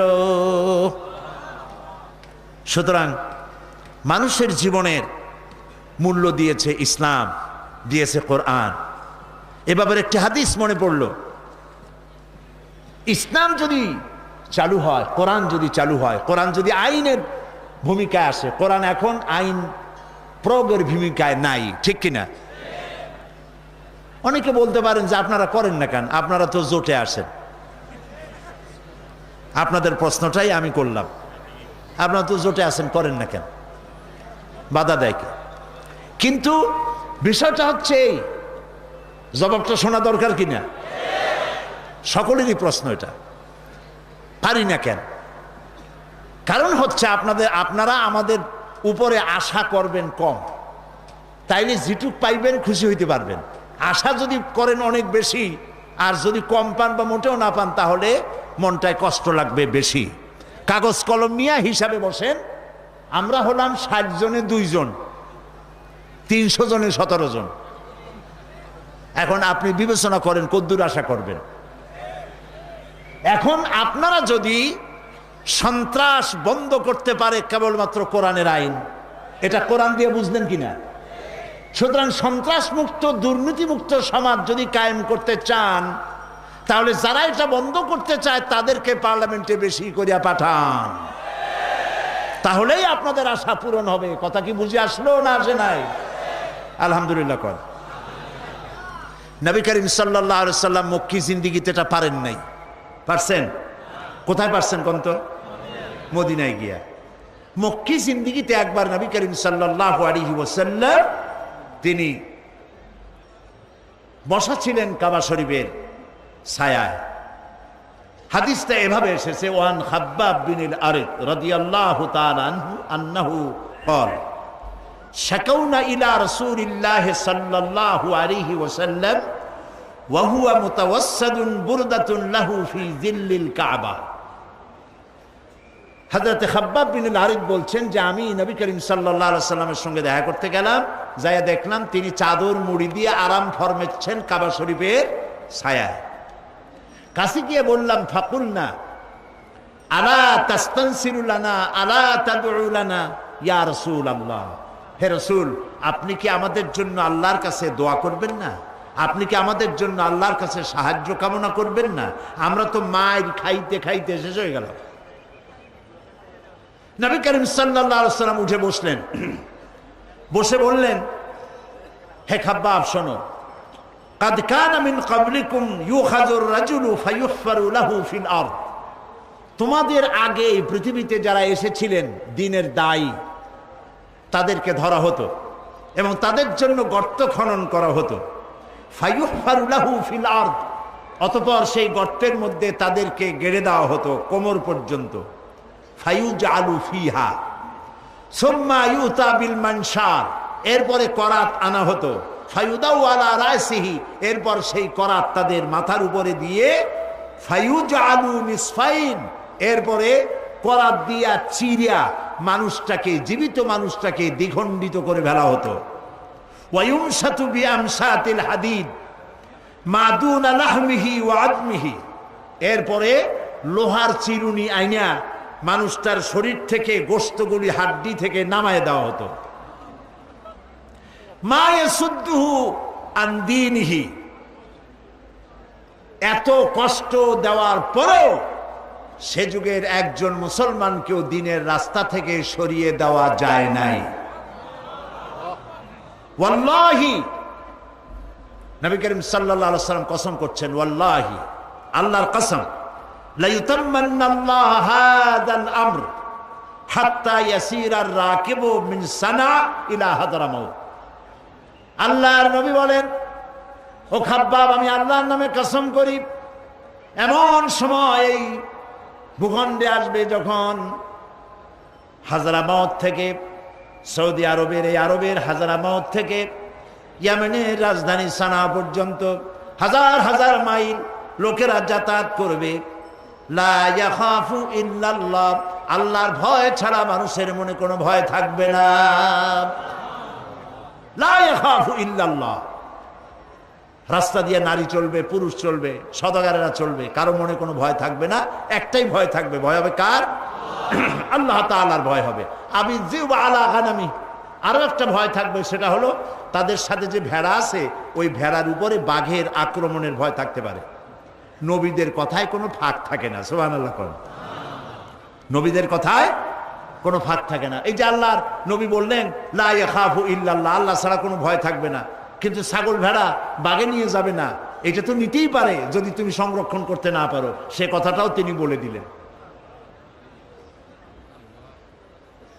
প্রিয় ভাই সব, নবীজি বলছেন ওয়ালাকিন্নাকুম তাস্তাজিলুন, অথচ তোমরা খুব তাড়াহুড়ো করছো। আমি নবী, আমি দোয়া করতেছি, আমি বলছি এই রকমের একটি সমাজ আসবে যখন চুরি ডাকাতি জেনা ব্যভিচার কিছু থাকবে না, এমন একটি সমাজ আসবে, অপেক্ষা করো, তাড়াহুড়ো করো না।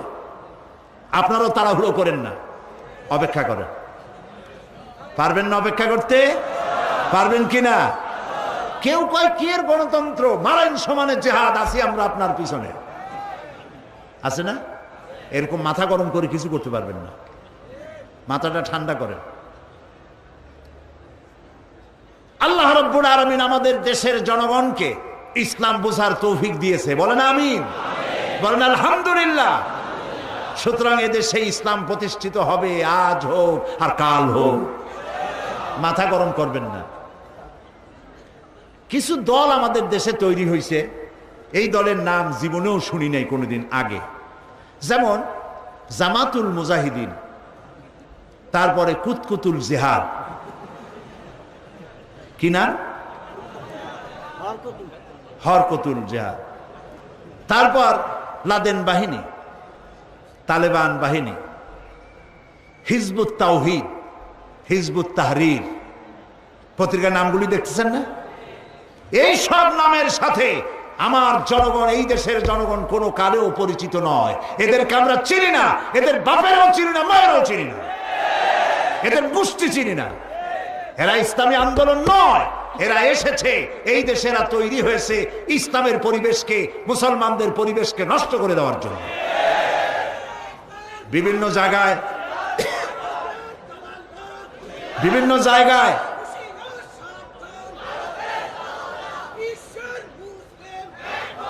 বিভিন্ন জায়গায় আরে জজবা এমন ওঠা উঠছে, সব জজবা যদি এইখানেই খরচ করেন তো বাইরে যে করবেন কি?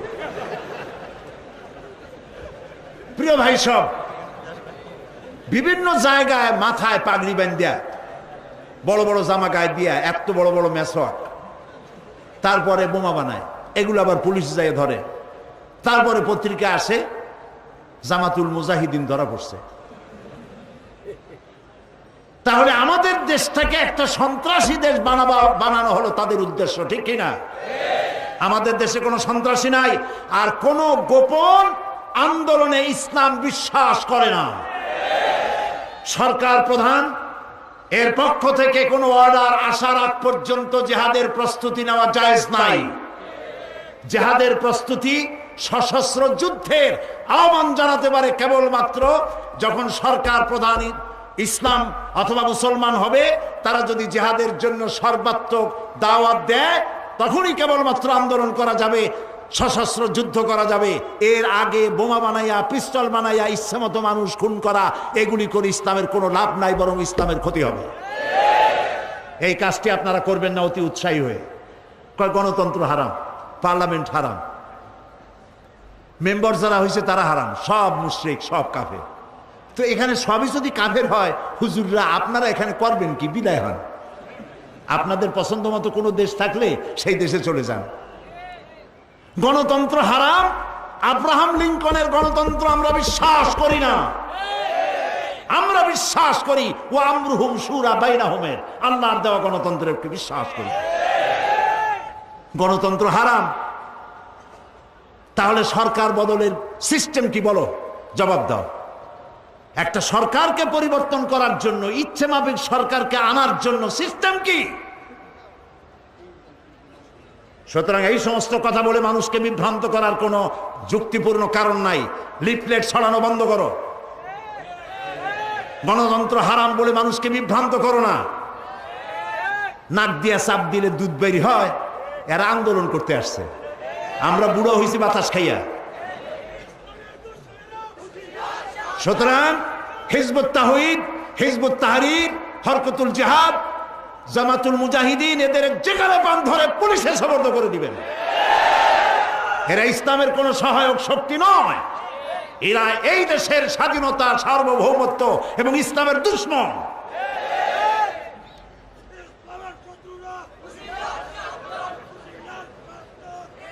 আমি আশা করি কথাগুলি বুঝে আসে না বুঝে? এদেশে ইসলাম প্রতিষ্ঠিত হবে ইনশাআল্লাহ। যারা 50-60 বছর ধরে ইসলামী আন্দোলন করতেছে, দুইটা মন্ত্রিত্ব পাওয়ার জন্য না। এখানে ইসলামী আন্দোলন হচ্ছে, আমাদের লোকেরা শহীদ হয়েছে। ইসলামী ছাত্র শিবিরের অন্তত 130টা তাজা গোলাপ ফুল রক্তের নজরানা পেশ করেছে আল্লাহর দরবারে।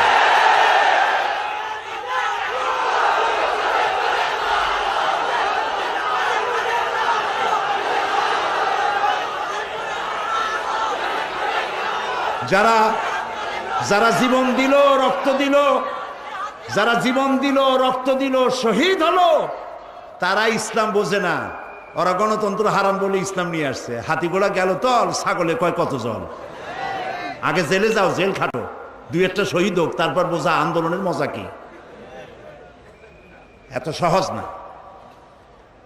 সেই জন্য আপনারা আপনাদের যুবক সন্তানদেরকে ঠেকাবেন, অতি উৎসাহী হয়ে যেন এই সমস্ত খারাপ সংগঠনের সাথে মিলে গিয়ে দেশের সর্বনাশ না করে, এই শান্তিপূর্ণ পরিবেশকে যাতে সর্বনাশ না করতে পারে, সকলের চোখ সেই জন্য উন্মুখ হয়ে থাকতে হবে।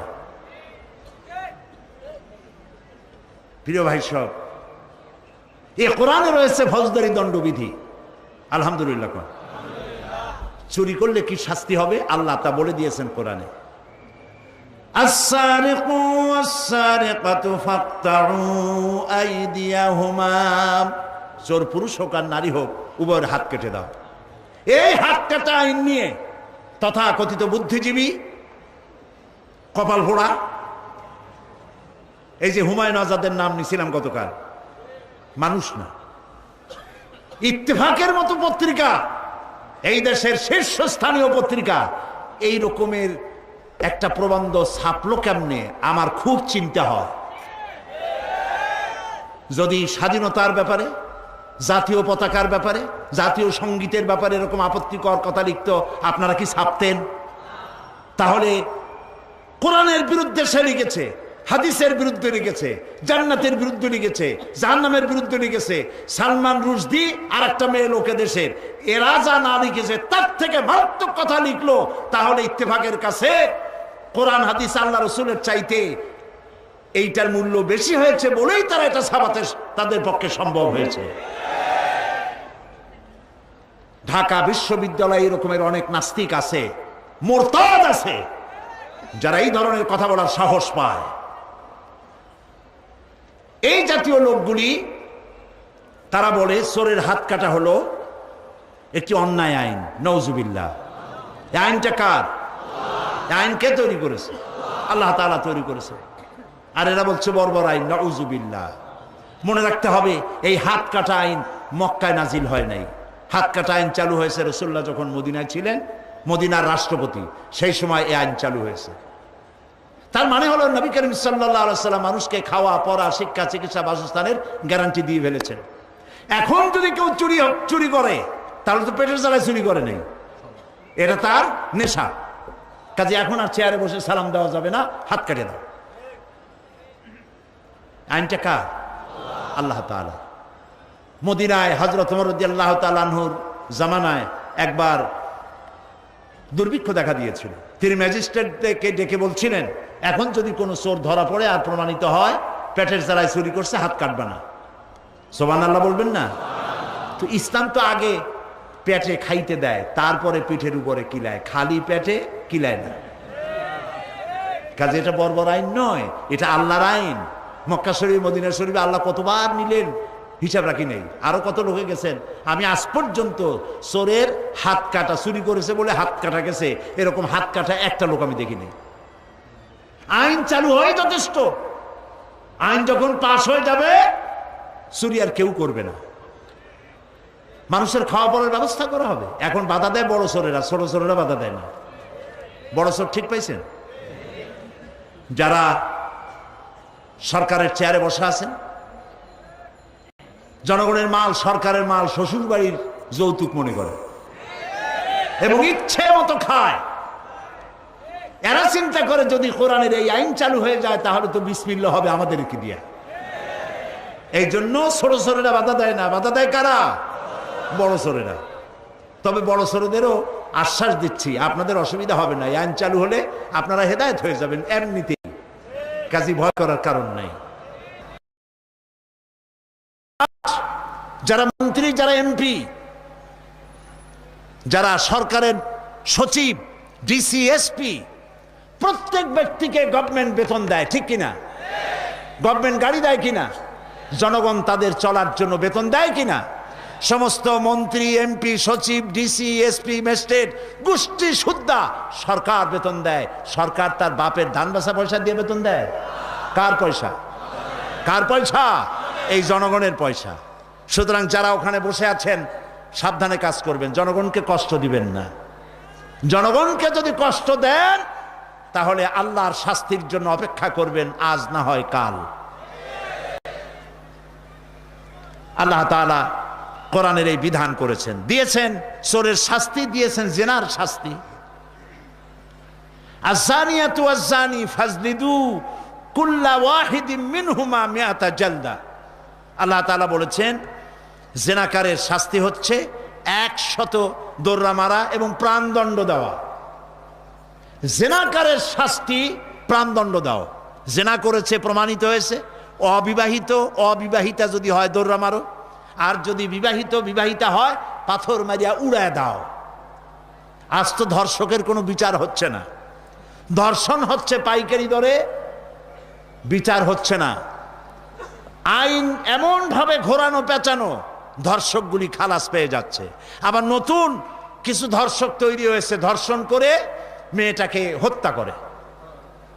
নাউজুবিল্লাহ, বলেন নাউজুবিল্লাহ। এগুলো মানুষ না, এগুলো জানোয়ার। মনে রেখো, তুমি যার মেয়ে, যা কারো মেয়ে অথবা কারো বোন অথবা কারো বউকে যদি এইভাবে বেইজ্জত করে থাকো, তোমার বউ, তোমার বোন, তোমার মেয়ে অক্ষত থাকবে না। এই ধরনের তাদের উপরেও ধর্ষণ হবে। বলেন নাউজুবিল্লাহ, বলেন নাউজুবিল্লাহ। আল্লাহ রাব্বুল আলামিন মানুষকে চোরের শাস্তি, ডাকাতের শাস্তির কথা বলেছেন। মদ পান করলে কি হবে তাও বলেছেন। ওজনে কম দেওয়া সম্পর্কে আল্লাহ তাআলা বলছেন ওয়া আউফুল কাইলা ইদা কিলতুম ওয়াজিনু বিল কিসতাসিল মুস্তাকিম। ওজন দেওয়ার সময় তোমরা যখন ওজন যন্ত্রে মাপো, মাপটা সঠিক দিও, ওজনে কম দিও না। আমাদের মানুষের যথেষ্ট বদভ্যাস আছে, ওজনে কম দেয়, আছে না? দেখবেন দাড়িও আছে, টুপিও আছে।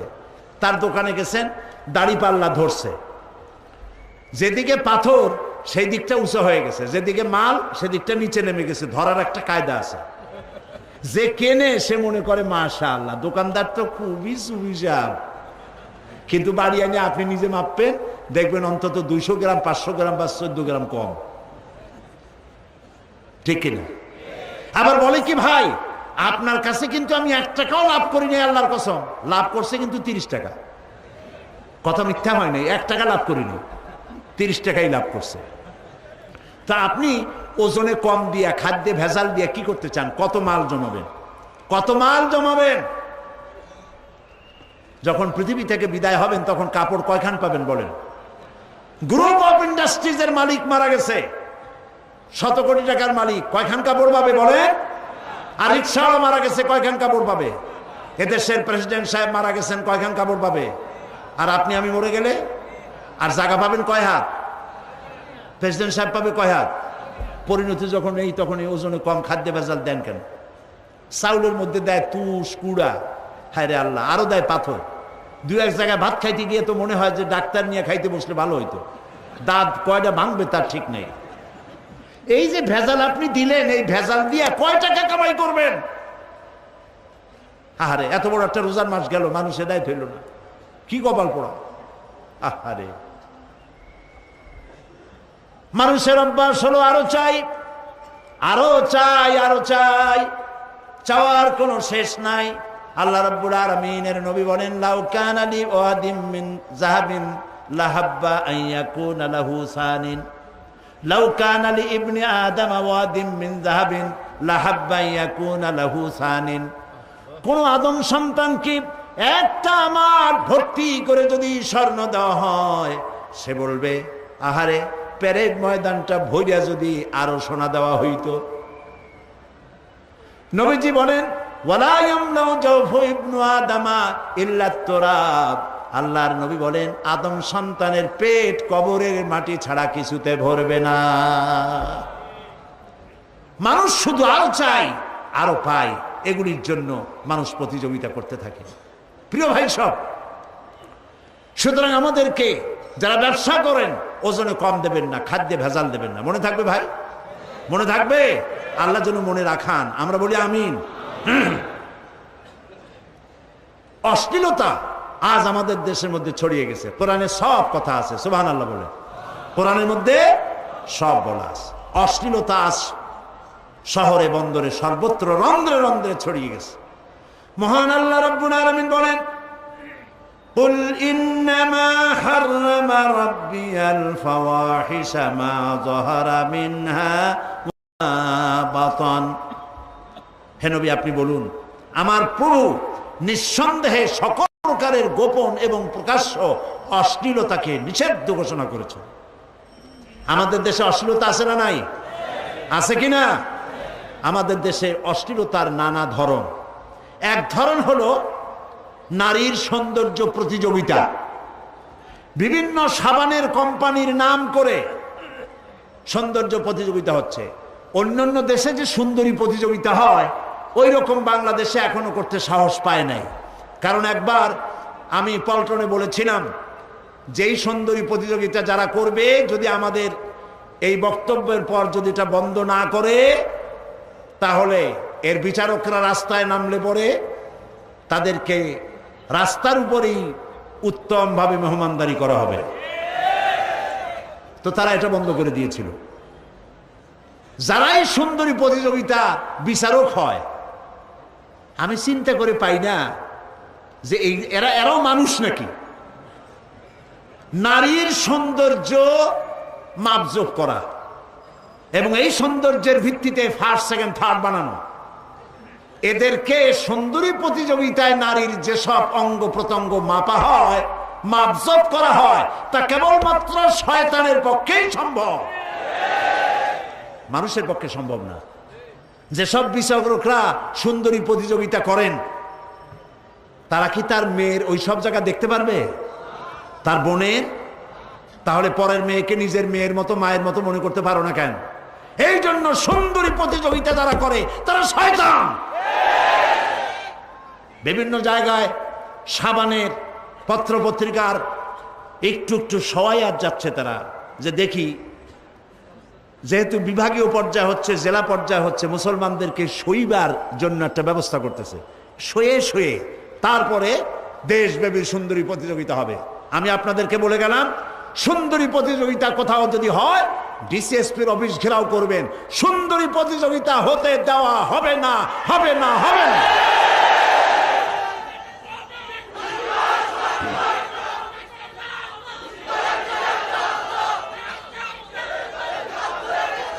আর যেসব মা বাপ তার মেয়েকে সুন্দরী প্রতিযোগিতায় পাঠান, তাদের সেন্স অফ প্রেস্টিজ সম্পর্কে আমার সন্দেহ হয়, করুণা হয়, দয়া হয়। আপনার মর্যাদা থাকা উচিত।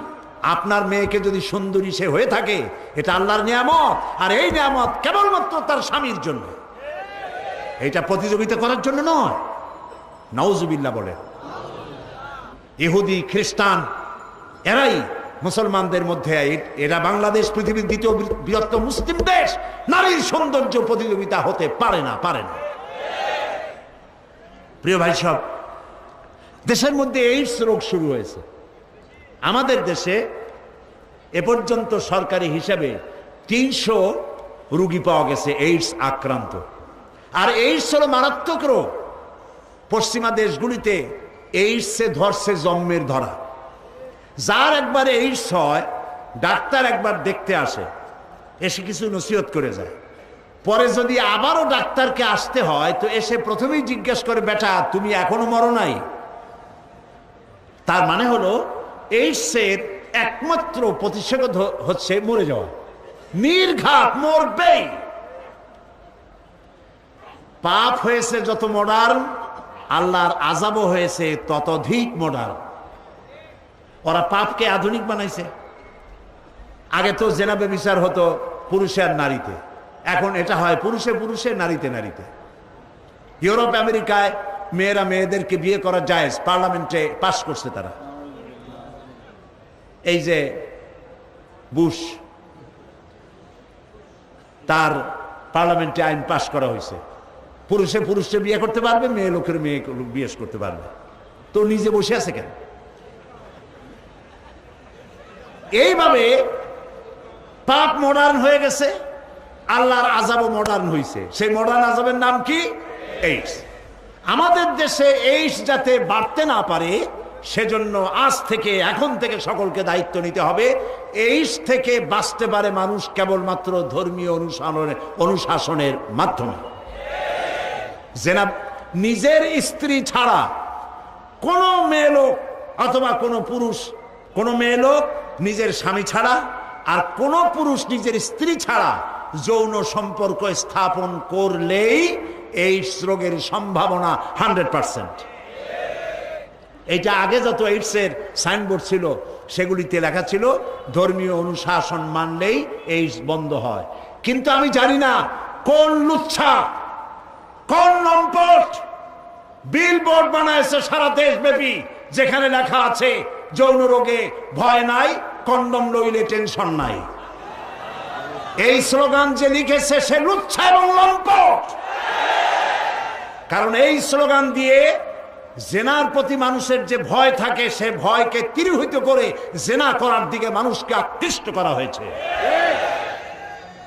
আপনারা আপনাদের ডিসিএসপি কে বলুন, চট্টগ্রামের পুলিশ কমিশনার, বিভাগীয় কমিশনারকে বলুন, এই বিল যেন, এই বোর্ড যেন তারা তুলে ফেলে।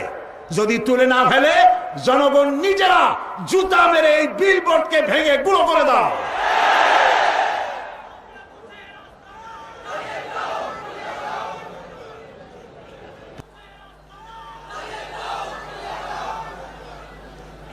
প্রিয় ভাই সব, অশ্লীলতার প্রচার প্রসার ইসলাম বন্ধ করে দিয়েছে। অশ্লীলতার প্রচার প্রসার যত বেশি হবে, জেনা ব্যভিচার তত বেশি হবে, ঠিক কিনা? সুতরাং এই জেনা ব্যভিচার বন্ধ করার জন্য ইসলাম মানুষকে এ কথাগুলি বলে দিয়েছে। অশ্লীলতা বন্ধ করতে হবে, অশ্লীল গান বাজনা, তারপরে ডিশ এন্টিনার মাধ্যমে হাবিজাবি ছবি, এগুলি দেখানো বন্ধ করতে হবে। বিবাহ সহজ করুন, অশ্লীলতা বন্ধ করুন, জেনা ব্যভিচার ধর্ষণ এমনি কমে যাবে। আলহামদুলিল্লাহ বলে।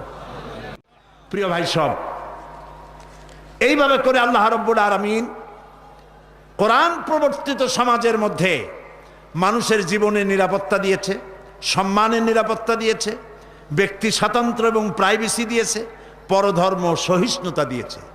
অন্য ধর্মের প্রতি সহিষ্ণুতা এই পৃথিবীতে কাদের বেশি বলেন? বলেন।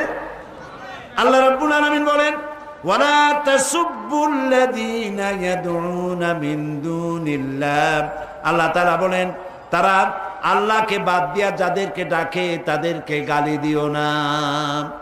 কারো দেবতা, কারো ভগবান, এদেরকে খবরদার গালাগালি করো না, আল্লাহ নিষেধ করেছেন। কারো মন্দির ভেঙো না, কারো প্যাগোডা ভেঙো না, কারো গুরুদুয়ারা ভেঙো না, আল্লাহ নিষেধ করেছেন। আমাদের দেশে সাম্প্রদায়িক সম্প্রীতি সব থেকে বেশি, আলহামদুলিল্লাহ বলে। কিন্তু একটি দল রাত দিন খাইয়া না খাইয়া তাদের কাজ হলো বাংলাদেশে এবং বাংলাদেশের বাইরে আমাদের দেশে সাম্প্রদায়িক সম্প্রীতি নাই, এই কথাটা ছড়িয়ে বেড়াচ্ছে তারা। আপনারা কি চিনছেন হুজুরদের? আমি আর বললাম না তারা কারা। এদের কাজটাই হলো সাম্প্রদায়িক সম্প্রীতি। মুসলমান যদি পার্লামেন্টে আমারে বলা হলো ইরাকের জন্য দোয়া করতে, মনে আছে না আপনাদের? পার্লামেন্টে আমাকে ইরাকের জন্য দোয়া করতে বলা হলো, তারা বললেন দোয়া করেন। তো আমি তো পার্লামেন্ট ইরাকের জন্য সব জায়গায় দোয়া করেছি, কেঁদে কেঁদে দোয়া করেছি, লক্ষ লক্ষ মানুষ নিয়ে দোয়া করেছি। আমি তাদের কথায় দোয়া করিনি। আমি বলেছি আল্লাহ, মুসলমানেরা যত জায়গায় বিপদে আছে, মুসিবতে আছে, তাদের তুমি সাহায্য করো। তো পৃথিবীতে যত জায়গায় মুসলমান বিপদে আছে, ইরাক কি বাদ পড়ছে? বাদ পড়ে নাই। এটা ছিল তাদের একটি রাজনৈতিক দোয়া। আমি পরবর্তী সময় পার্লামেন্টে বলেছি, গুজরাটের রাজধানী আহমেদাবাদে যখন মুসলমানদের বাড়িঘর পোড়ানো হচ্ছিল, হাজার হাজার মুসলমানকে জবাই করা হচ্ছিল, তখন এই পার্লামেন্ট চলছিল। তখন তো তারা বলেন নাই ভারতে মুসলমান মারতেছে, তাদের জন্য দোয়া করেন। আজকে ইরাকের জন্য এত দয়া কেন? কাজী ডাল মে কুছ কালা হ্যায়, মতলব বাস। মুসলমানদের হাজারো বাড়ি যদি পুড়ে যায় দেখতে আসবে না, যদি অমুসলিমের বাড়িতে একটা ঢিলা পড়ছে কেমনে কি গোষ্ঠী শুদ্ধ আয়সা মরবে না, বাঁচবে, ঢিসা করতে পারে না। এটি হলো ধর্মনিরপেক্ষ মতবাদ। গতকাল তো বলছি, মনে আছে না? এই ধর্মনিরপেক্ষ মতবাদের জন্য তারা নারায়ে তাকবীর, আল্লাহু আকবার বাদ দিয়েছে, সব স্লোগান দেয়, কিন্তু আল্লাহু আকবার বলে না। ঠিক কিনা? আল্লাহ তাআলা তাদেরকে এগুলি বোঝার তৌফিক দান করুন। আমরা বলি আমিন। সবাই বলেন আমিন। এখন ইসলাম মুসলমানরা যেন অর্থনৈতিক দিক থেকে তারা যেন নিজ পায়ে দাঁড়াতে পারে, সেই জন্য আল্লাহ তাআলা কোরআনে কারীমের মধ্যে বলে দিয়েছেন, কায়লা ইয়াকুনা দুলাতাম বাইনাল আগনিয়া মিনকুম, তোমাদের ধন সম্পদগুলি যেন তোমাদের ধনীদের মধ্যে পুঞ্জীভূত হয়ে না থাকে, এটা যেন ছড়িয়ে যায়, সদকা, যাকাত, ফিতরা ইত্যাদির আকারে সর্বত্র যেন ছড়িয়ে পড়ে। আর বেকার থেকো না, কাজ করো। আল্লাহ রাব্বুল আলামিন বলেন, ফাইদা কুদিয়াতিস সালাতু ফান্তাশিরু ফিল আরদি ওয়াবতাগু মিন ফাদলিল্লাহ। যখন ফরজ নামাজ আদায় হয়ে গেল, নামাজ যখন শেষ হয়ে গেল, বসে থেকো না, বেরিয়ে যাও। ওয়াবতাগু মিন ফাদলিল্লাহ, আমার অনুগ্রহ অনুসন্ধান করো, পৃথিবীর চতুর্দিকে ছড়িয়ে যাও। কল কারখানা, ক্ষেত খামার, অফিস আদালত, সর্বত্র যাও, কাজ করো। তোমার জন্য যে রুজি ছড়িয়ে রেখেছি তা তুমি সন্ধান করে নাও। সুবহানাল্লাহ বলবেন না? তার মানে আপনি যেন বসে না থাকেন, আপনি যেন কাজ করেন। সকলকে কাজ করতে হবে। আমাদের দেশে কাজ করাকে লজ্জা মনে করে। প্রিয় ভাই সব, লজ্জা শুধুমাত্র চুরিতে, ডাকাতিতে, চাঁদাবাজিতে, মাস্তানিতে, সন্ত্রাসীতে লজ্জা, কাজে কোনো লজ্জা নাই। যদি জুতা পালিশ করেও খাওয়া লাগে তাও কাজ করুন, জমিনে হাল চাষ করা লাগে তাও করুন, রিক্সা চালানো লাগে তাও করুন, তবুও বাপের আর শ্বশুরের ঘাড়ের বোঝা হইয়া সিন্দাবাদের দৈত্য হয়ে বসে থাকেন না। কাজ করে খান, কাজ করে খাওয়ার মধ্যেই মর্যাদা। ঠিক কিনা? ওমর রাদিয়াল্লাহু তাআলা আনহু একদিন দেখলেন মসজিদে নববীর ভেতরে কিছু লোক বসা, ফজরে বসা, জোহরেও তারা, আসরেও তারা, মাগরিবেও তারা, এশায়ও তারা। এশার নামাজের পর তিনি তাদের প্রশ্ন করলেন, তোমরা কারা? বললো যে আমরা এখানে অমুক এলাকা থেকে আসছি। এখানে করো কি? তাই আমরা আল্লাহর জিকির আজকার করি, ইবাদত করি, নামাজ পড়ি। তা তোমরা খাওটাও কি? এখানে সারাক্ষণ বসে আছো, 24 ঘন্টা এখানে বসা, খাও কি?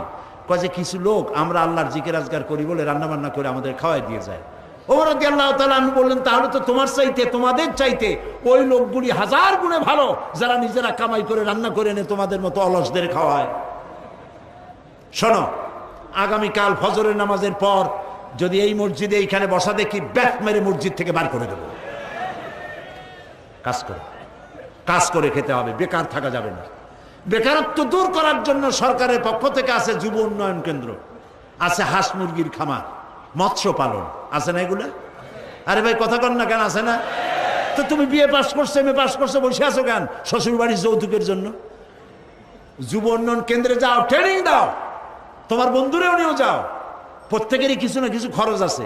এই খরচ বাপের কাছে পায় না, বউর কাছে পায় না, শ্বশুর বাড়ি পাও না, তখন একটা পিস্তল নেয় আর গলায় একটা সোনার চেন ঝুলায়, সামনে 3টা বোতাম খোলা রাখে, যাতে করে লোকেরা বোঝে ইনি সন্ত্রাসী নয়, সন্তানির দাদাজান কেবলা। এই অভ্যাস পরিহার করতে হবে, এই অভ্যাস পরিহার করতে হবে। কাজ করতে হবে, প্রত্যেকটি লোককে কাজ করতে হবে, কাজ করে খাওয়া। হাত এই যারা হাত পাইতে নেয়, এই হাতের কোনো মর্যাদা নাই আল্লাহর কাছে। মর্যাদা ওই হাতের যে হাত দিয়ে এরকম দেয়। আল্লাহর কাছে দোয়া করতে হবে, আল্লাহ আমি যেন হাতটা এরকম করতে পারি সারা জীবন। বলেন আমি। সমস্ত যুবকদেরকে কাজের প্রেরণা দিচ্ছি আমি। মাহফিলে যত যুবক এসছেন সবই যুবক, আলহামদুলিল্লাহ। কোন আলহামদুলিল্লাহ। বুড়াদের যদি হাত তুলতে বলা হয় তা আমার মনে হয় 1% হবে কিনা সন্দেহ। তবে এই 1% থাকা ভালো। বুড়োরা হচ্ছে আমাদের সম্পদ, আলহামদুলিল্লাহ বলে। তারা বহুদর্শী, তারা জ্ঞানী। আর যুবক দিয়ে মান ভরা, তাও আলহামদুলিল্লাহ খবর না আমরা। প্রিয় ভাই সব, এই যুবকদেরকে, যুব শক্তিকে কাজে লাগাবার জন্য প্রত্যেক ব্যক্তি, আমি আরো বলবো যে বিবাহ করার আগে অন্তত প্রত্যেকেই যেন কোনো কাজ গোছায় না। যৌবন যদি যৌবন কাল এসেছে, বিয়ে হচ্ছে না, রোজা রাখো আর একটা কাজ নাও, তারপরে বিয়ে করিয়া তারপরে যা হয় হবে। আগে একটা কাজ হাতে নেওয়া প্রয়োজন, তা না হলে বাপ মার উপরে বোঝা হয়ে যায়। তো দেশের সন্ত্রাসী, চাঁদাবাজি, মাস্তানি ছাড়াইতে হইলে কাজের প্রয়োজন। আর সেই কাজের কথা কোরআন হাদিস পরিষ্কার করে বলে দিয়েছে। রাসূল বলেছে আল কাসিব হাবিবুল্লাহ, আল্লাহ নবী বলেছেন সহস্তে যে উপার্জন করে খায় সে আল্লাহর বন্ধু। আলহামদুলিল্লাহ বল। আল্লাহর বন্ধু হতে কারা কারা রাজি দেখি তো হাত। আলহামদুলিল্লাহ, হাত নামান। আমরা যেন আল্লাহর বন্ধু হতে পারি ভালো কাজের মধ্য দিয়া। বলেন আমিন। এখন আল্লাহ তাআলা যাদেরকে ক্ষমতা দেন, ক্ষমতা চিরকাল থাকে না, থাকে?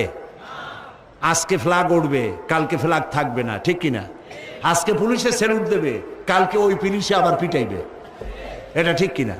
স্বরাষ্ট্রমন্ত্রী আমার দেশে যা হইল, মন্ত্রিত্ব যখন থাকে না, পিটান দিয়ে কেউ বাঁচতে পারে নাই, ওই পুলিশই পিটাইছে। যারা স্যালুট মারে, ওই যে আমি বলছি না যে স্যালুটের কায়দাই ভিন্ন।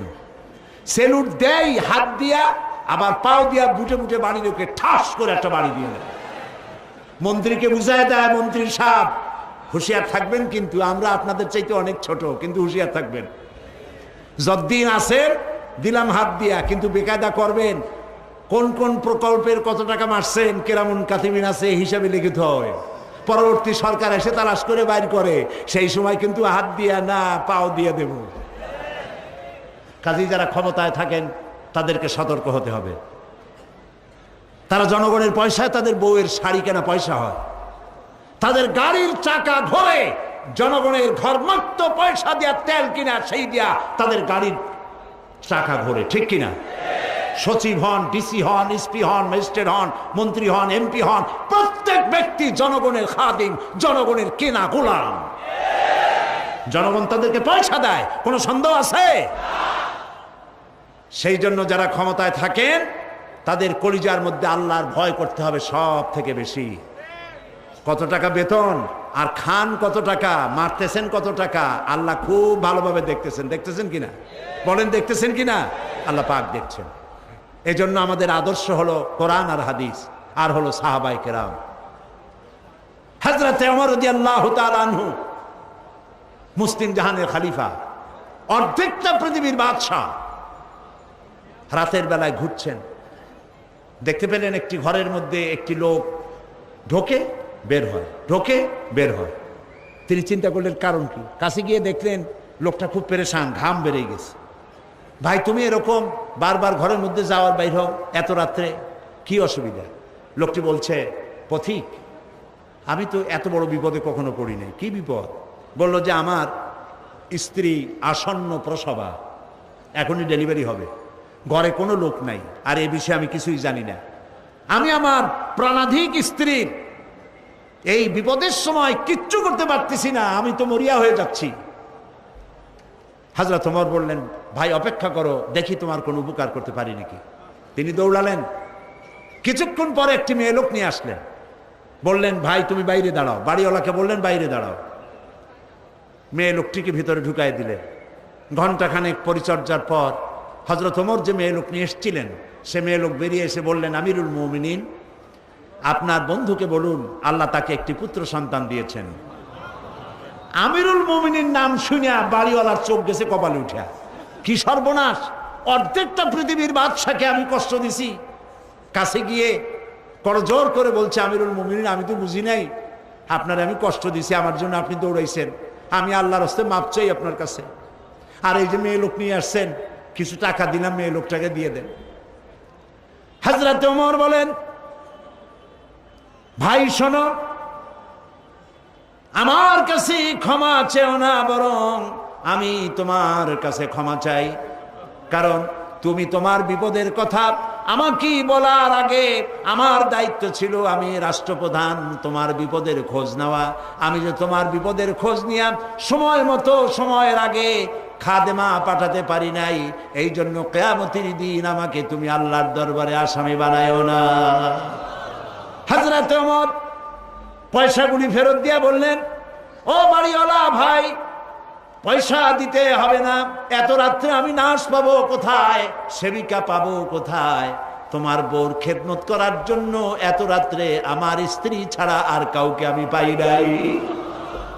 আমার স্ত্রী তোমার স্ত্রীর সেবা করেছে। এই ছিল আমাদের ইসলামের রাষ্ট্র শাসকদের চরিত্র। নিজে না খাইয়া মানুষকে খাওয়াইতো। নিজেদের বাড়ি ঘর নাই, এখন এমপি আর মন্ত্রী হইতে পারে না, মাশাআল্লাহ, পেটের সাইজ ক্রমান্বয়ে মিষ্টি কুমড়ার মতো।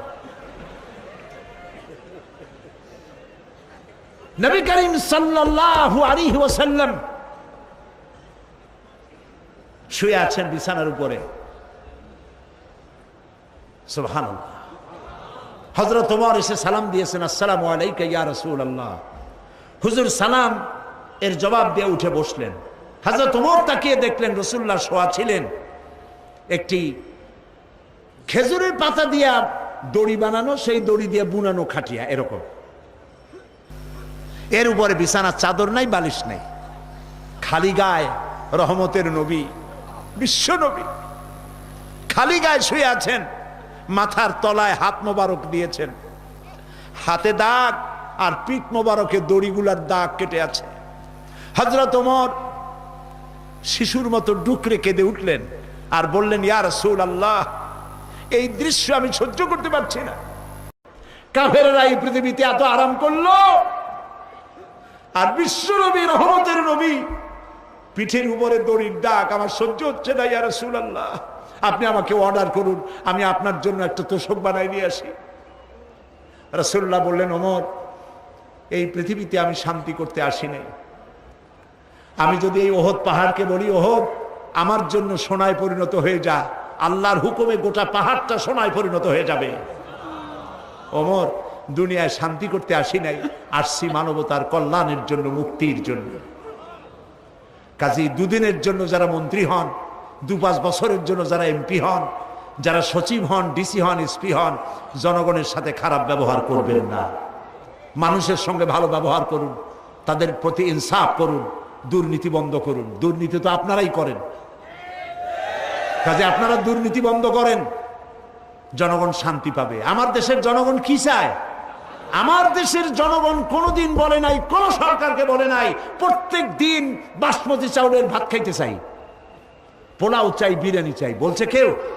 আমার দেশের মেয়ে লোকেরা কোনোদিন বলে নাই প্রত্যেক দিন কাতান শাড়ি, বেনারসি শাড়ি আমাদের দিতে হবে, কেউ বলে নাই।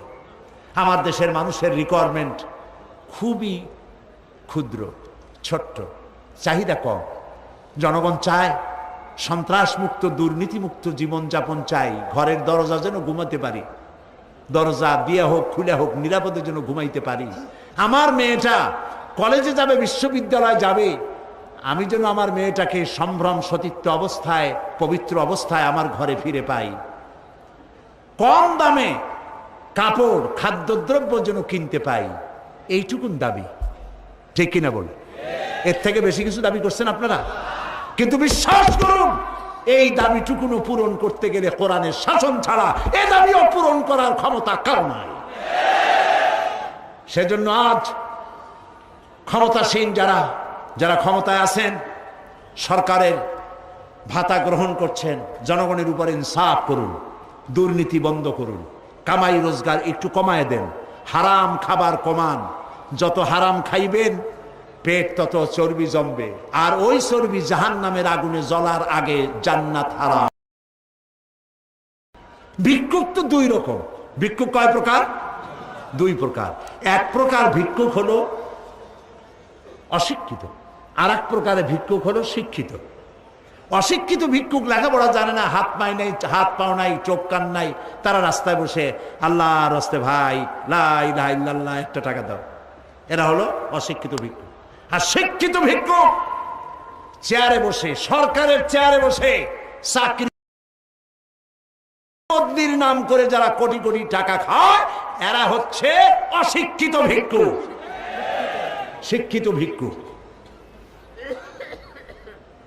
মানুষের পিঠের উপরে রিভলভার ঠেকাইয়া যারা চাঁদাবাজি করে তারা যেমন সন্ত্রাসী, যেসব অফিসার ফাইল আটকাইয়া টাকা খায় তারাও সন্ত্রাসী। সুতরাং এই সন্ত্রাস থেকে, দুর্নীতি থেকে জাতিকে মুক্ত করতে কোরআনের শাসন ছাড়া আর কোনো বিকল্প নাই। আর একটি কথা বলি, মোনাজাতের দিকে যাব। আর মোনাজাতের জন্য আবেদন জানাই প্রত্যেক দিনের মতো, দাঁড়ানো ভাইরা কয়েক সেকেন্ডের মধ্যে বসে পড়ে, কয়েক সেকেন্ড, 1 মিনিটও বলিনি, দাঁড়ানো ভাইরা আবার বসেন। আমি কিন্তু দেখতে পাচ্ছি আলহামদুলিল্লাহ আমার চোখ ভালো কাজ করে, আলহামদুলিল্লাহ। ডায়াবেটিসে আমার যদ্দুর ক্ষতি করছে, চোখে ক্ষতি করে নাই, আলহামদুলিল্লাহ। 16 বছর আগে যে চশমা নিয়েছি এই চশমা এখনো ব্যবহার করি, লেন্স পাল্টাতে হয়নি, আলহামদুলিল্লাহ। সম্ভবত কোরআনের বরকতে আল্লাহ এটা দিয়েছেন। আপনারা দোয়া করেন আল্লাহ আমার শরীরের জন্মসূত্র থেকে যা দিয়েছেন মৃত্যুর আগে তা যেন কিছু না নেন। আমিও সকলের জন্য দোয়া করি আল্লাহ যেন আমাদের সকলকেই নিয়ামত দান করেন। তো আমি দেখতে পাচ্ছি দূরে, সব জায়গায় দেখছি, যদ্দূর আমার চোখ যায়, দাঁড়ানো ভাইয়েরা মেহরবানি করে বসুন, বসেন, মোনাজাত হবে। প্রিয় ভাই সব, আমাদেরকে এই আজকের মাহফিলে যত লোক আসছেন এর মধ্যে হিন্দু, খ্রিস্টান, বৌদ্ধ আছে না? বলেন আছে না? আছে। আপনারা মুসলমান হওয়া লাগবে না। হিন্দু হিন্দু ধর্মে থেকে, খ্রিস্টান খ্রিস্ট ধর্ম থেকে, বৌদ্ধ বৌদ্ধ ধর্ম থেকেও কোরআনের আইন যদি চালু হয় আপনারা শান্তি পাইবেন। সুবহানাল্লাহ বলেন। ও আজকে 2 জন ইসলাম কবুল করার জন্য আসছে, পাঠান, তাড়াতাড়ি পাঠান। 2 জন আসছে, একজনের নাম সুবোধ কুমার হাজত, খোকন কুমার হাজম, আর বাড়ি হলো, তার ধর্ম খ্রিস্টান ধর্ম, বাড়ি মনসাপাড়া, দুর্গাপুর, নেত্রকোনায় বাড়ি, থাকে এখন চট্টগ্রাম চাঁদগাঁও। নাম পছন্দ করেছে শরীফ আহমদ। আর এক ভাই হচ্ছে নাম কাজল দাস, বাপের নাম বাবুল দাস, মায়ের নাম রীনা দাস, ধর্ম হিন্দু, আর বাড়ি হলো পশ্চিম পটিয়া, দক্ষিণ বর্ষী, পশ্চিম পটিয়া। বর্তমান নাম পছন্দ করেছে মোহাম্মদ বেলাল হোসেন। আলহামদুলিল্লাহ। আসো আসো, তাড়াতাড়ি হাত দাও কাছে। লা ইলাহা ইল্লাল্লাহু মুহাম্মাদুর রাসূলুল্লাহ। আল্লাহ ছাড়া কোনো ইলাহ নাই, মাবুদ নাই, উপাস্য নাই। মুহাম্মদ সাল্লাল্লাহু আলাইহি ওয়াসাল্লাম আল্লাহর প্রেরিত রাসূল। আশহাদু আন লা ইলাহা ইল্লাল্লাহু ওয়াহদাহু লা শারীকা লাহু ওয়া আশহাদু আন্না মুহাম্মাদান আবদুহু ওয়া রাসূলুহু। আমি সাক্ষ্য দিচ্ছি আল্লাহ ছাড়া কোনো ইলাহ নাই, মাবুদ নাই, উপাস্য নাই। তিনি এক, তিনি একক, তার কোনো অংশীদার নাই। আমি আরো সাক্ষ্য দিচ্ছি মুহাম্মদ সাল্লাল্লাহু আলাইহি ওয়াসাল্লাম আল্লাহর বান্দা এবং তার প্রেরিত রাসূল। সবাইকে বলো আসসালামু আলাইকুম। মাশাআল্লাহ, একজন খ্রিস্টান একজন হিন্দু, 2 জন হয়ে গেল আমাদের তাওহীদবাদী ভাই। আলহামদুলিল্লাহ। কোন আমাদের এই নিষ্পাপ 2 ভাইকে যথারীতি আপনাদের পক্ষ থেকে আমি তাদেরকে আলিঙ্গন করছি।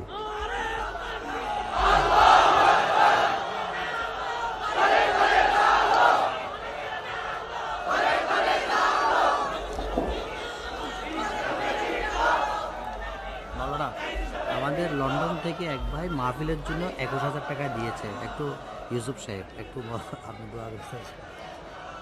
এখানে লন্ডন থেকে এক ভাই এই তাফসীর কোরআন মাহফিলের জন্য 21,000 টাকার চেক পাঠিয়েছেন, আলহামদুলিল্লাহ। আবার দুবাই থেকে কে পাঠিয়েছে? একজনে কত হাজার টাকা যেন পাঠিয়েছে, আর বাইতুল ওইটা দিয়েছে বলেছেন মুর্তাজা মুর্তাজা বাইতুস্বর এর মরহুম পীর সাহেব হুজুর হযরত মাওলানা শাহ আব্দুল জব্বার সাহেব, আল্লাহ তাআলা তাকে জান্নাতুল ফেরদাউসের মেহমান বানায় নিক। তার অত্যন্ত স্নেহের জামতা, আমারও খুব স্নেহের মুর্তাজা নাম, 50,000 টাকা তাফসীরুল কোরআন মাহফিলের জন্য দান করবেন। এখন সে সৌদি আরবে আছে, আপনারা দোয়া করেন আল্লাহ যেন তার ব্যবসায় বরকত দেন, তার দিলের নেক মকসুদগুলি আল্লাহ যেন পূরণ করেন, তার সন্তানদেরকে যেন তার নানার মতো আল্লাহ বানাবার তৌফিক দান করেন। এখন প্রত্যেকটা খুঁটির সাথে একটা একটা করে বক্স এখানে বাঁধা আছে, প্রত্যেকটা খুঁটির সাথে। তাফসীরুল কোরআন মাহফিলে থেকে বিদায়ের সময় মোনাজাত করে যাওয়ার সময় আপনারা অবশ্যই বহু টাকা এতে খরচ হয়, আপনারা জানেন। আপনারা যাওয়ার সময় টাকা দিয়ে যাবেন, আজকে যারা আনেন নাই কালকে নিয়ে আসবেন। আপনারা প্রাণ ভরে তাফসীরুল কোরআন মাহফিলে আপনারা সাহায্য করে যাবেন। চাদর আছে, চাদরও দেবেন, বাক্সও দেবেন। আল্লাহ তাআলা আপনাদেরকে দেওয়ার তৌফিক দান করুন, আমরা বলি আমিন। প্রিয় ভাই সব, গতকাল তাফহিমুল কোরআনের কথা বলেছি, 1,000 টাকা হাদিয়া, 19 খণ্ড তাফসীর। নাম কি বলেন তো? আবার বলেন। তাফহিমুল কোরআন আপনার চিন্তার দিগন্তকে উন্মোচিত করে দেবে। বর্তমান শতকের শ্রেষ্ঠ তাফসীর, এই তাফসীরখানা আপনারা কিনে নিয়ে যাবেন। সৈয়দ কুতুব শহীদের লেখা ফি জিলালিল কোরআন এবং বাংলা অনুবাদ করা কোরআন, মাত্র 750 পৃষ্ঠা, মাত্র 100 টাকা হাদিয়া, আপনারা নিয়ে যাবেন সবাই। আর সূরাতুল আসরের তাফসীর, হযরত ইমাম শাফিঈ রহমাতুল্লাহ আলাইহি বলেছেন, যদি কেউ সূরা আসর পড়ে বোঝে আর আমল করে, জান্নাতে যাওয়ার জন্য এই ছোট্ট সূরাটি যথেষ্ট। সুবহানাল্লাহ। এই সূরার তাফসীর এই মাঠে 5 দিন করেছিলাম আমি, 5 দিন। 36 জন হিন্দু খ্রিস্টান মুসলমান হয়েছিল, আলহামদুলিল্লাহ বলেন। সেটি এখন পাওয়া যায়। আমপারার তাফসীর নাম রেখেছে তারা, তাফসীরে সাঈদী, সূরা আসর, আমপারা পাওয়া যায়। আপনারা এগুলো নিয়ে যাবেন। আর আমি কেন জামাত ইসলামী করি গতকাল বলেছিলাম, এই কিতাব এখানে পাওয়া যাবে। যেহেতু এটি আমি এই জন্য করেছি, অনেকের বহুত প্রশ্ন আছে খেলাফত ও মুলুকিয়াত সম্পর্কে, সাহাবীদের ব্যাপারে, নবীদের ব্যাপারে বহুত প্রশ্ন আছে। আকীদাগত কথা নিয়ে অনেক কিলোকাল আমাদের বিরুদ্ধে করা হয়। এই জন্য আমি বইটা লিখেছি। যারা জামাত ইসলামী করেন তাদের জন্য দরকার, যারা না করেন তাদের জন্য আরো বেশি দরকার। আপনারা মেহেরবানি করে বইটা যাওয়ার সময় ওখান থেকে নিয়ে যাবেন। আল্লাহ তাআলা তৌফিক দান করুন। আর আগামীকাল সকাল 9টায়, 9:30টায় ওলামা মাশায়েখ সম্মেলন হবে। আপনারা সে সম্মেলনে হাজির থাকবেন। সব ওলামাদেরকে দাওয়াত দেওয়া হচ্ছে। আর মা বোনদের জন্য বিশেষ খবর হচ্ছে এই, এবার আমি মা বোনদের জন্য আলাদা ব্যবস্থা করতে পারিনি, এই জন্য যে আমি খানিকটা অসুস্থ এবং প্রত্যেক দিন এতগুলি প্রোগ্রাম করা সম্ভব নয়। এই জন্য 5ম দিন আমি মা বোনদের ব্যাপারে বিশেষ আলোচনা করব ইনশাআল্লাহ। সেই আলোচনা শুধু মা বোনেরাই শুনবে না, পুরুষরাও শুনবে। যেহেতু স্বামী স্ত্রীর উভয়ের সমান অধিকার আছে, এই অধিকারটা স্ত্রীকেও জানতে হবে, স্বামীদেরকেও জানতে হবে, পুরুষদেরও জানতে হবে। সেজন্য মহিলাদের ব্যাপারে আলোচনা হবে 5ম দিনে। আপনারা মেহেরবানি করে সেদিনে আরো বেশি মহিলাদেরকে নিয়ে আসবেন। বসার জায়গা আল্লাহ করেই দিবেন। রাস্তাঘাট যদ্দূর যা আছে, বাড়ির ছাদ, গাছপালা সব জায়গা ভরে যাবে ইনশাআল্লাহ। আমরা বলি ইনশাআল্লাহ। আল্লাহুম্মা আমিন। ربنا ظلمنا أنفسنا وإن لم تغفر لنا وترحمنا لنكونن من الخاسرين। আয় আল্লাহ তাআলা, হাজার হাজার লাখো জনতা নিয়ে তোমার দরবারে হাত তুলেছি, দীর্ঘক্ষণ কোরআনের কথা বলেছি। মাবুদ গো, দয়া করে আমাদের জিন্দেগীর সকল গুনাহ খাতা মাফ করে দাও। আমাদের মা বাপ দুনিয়া থেকে যারা বিদায় হয়ে গেল, কবরগুলিকে জান্নাতের টুকরায় পরিণত করে দাও। রব্বির হামহুমা কামা রব্বায়ানি সগীরা। সবাই পড়েন রব্বির হামহুমা কামা রব্বায়ানি সগীরা। আবার পড়েন রব্বির হামহুমা কামা রব্বায়ানি সাগীরা। আল্লাহ তাআলা তাম পৃথিবীতে মুসলমানেরা যত জায়গায় বিপদে আছে, মুসিবতে আছে, আল্লাহ তাআলা বিপদগ্রস্ত মুসলমানদের তুমি সাহায্যকারী হয়ে যাও। আল্লাহ তাআলা আমাদের মধ্যে যারা ঋণগ্রস্ত, ঋণ পরিশোধের তৌফিক দিয়ে দাও রব্বুল আলামিন।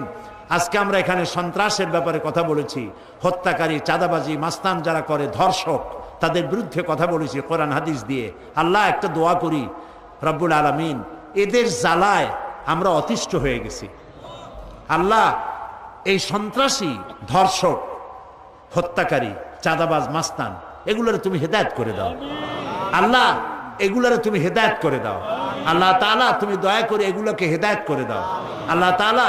তোমার ইলমে যদি জানা থাকে এদের কিসমতে হেদায়েত নসিবের নাই, তাহলে আল্লাহ হামান, নমরুদ, সাদ্দাদ এগুলোর যেমনি তুমি ধ্বংস করছো, আমার দেশের সকল সন্ত্রাসী, অপহরণকারী, চাঁদাবাজ, মাস্তান, ধর্ষক এদেরকে গজব দিয়া বাংলার মাটি থেকে চিরকালের জন্য মুছে ফেলে দাও আল্লাহ তাআলা।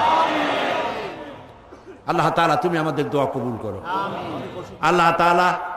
প্রশাসন যারা চালায়, দেশ যারা চালায়, তাদেরকে ইনসাফ করার তৌফিক দাও। সকলের কলিজার মধ্যে জাহান্নামের ভয় দিয়ে দাও, কবরের ভয় দাও, মওতের ভয় দাও, জনগণের প্রতি ইনসাফ করার তৌফিক দাও। অনেকের অসুখ আছে, বিসুখ আছে আল্লাহ, প্রত্যেকের রোগ ব্যাধি, আমাদের সবার কিছু না কিছু রোগ আছে। আল্লাহুম্মা ইশফি মারদানা, আল্লাহুম্মা ইশফি মারদানা, আল্লাহুম্মা ইশফি মারদানা, আল্লাহুম্মা লা তাদা'না যামবান ইল্লা গাফারতা ওয়ালা আইবান ইল্লা সাতারতা ওয়ালা হাম্মান ইল্লা ফাররাজতা ওয়ালা দাইনান ইল্লা কাদাইতা ওয়ালা মারিদান ইল্লা শাফাইতা ওয়ালা হাজাতাম মিন হাওয়াইজিদ দুনিয়া ওয়াল আখিরা ইল্লা কাদাইতাহা ইয়া রাব্বাল আলামিন। আল্লাহ তাআলা বাকি আর 2 দিন আছে তাফসীরের মাহফিল, তুমি দয়া করে তোমার কুদরত দিয়ে আল্লাহ তাআলা তোমার বান্দাবান্দীদের যাতায়াত আসান করে দিও।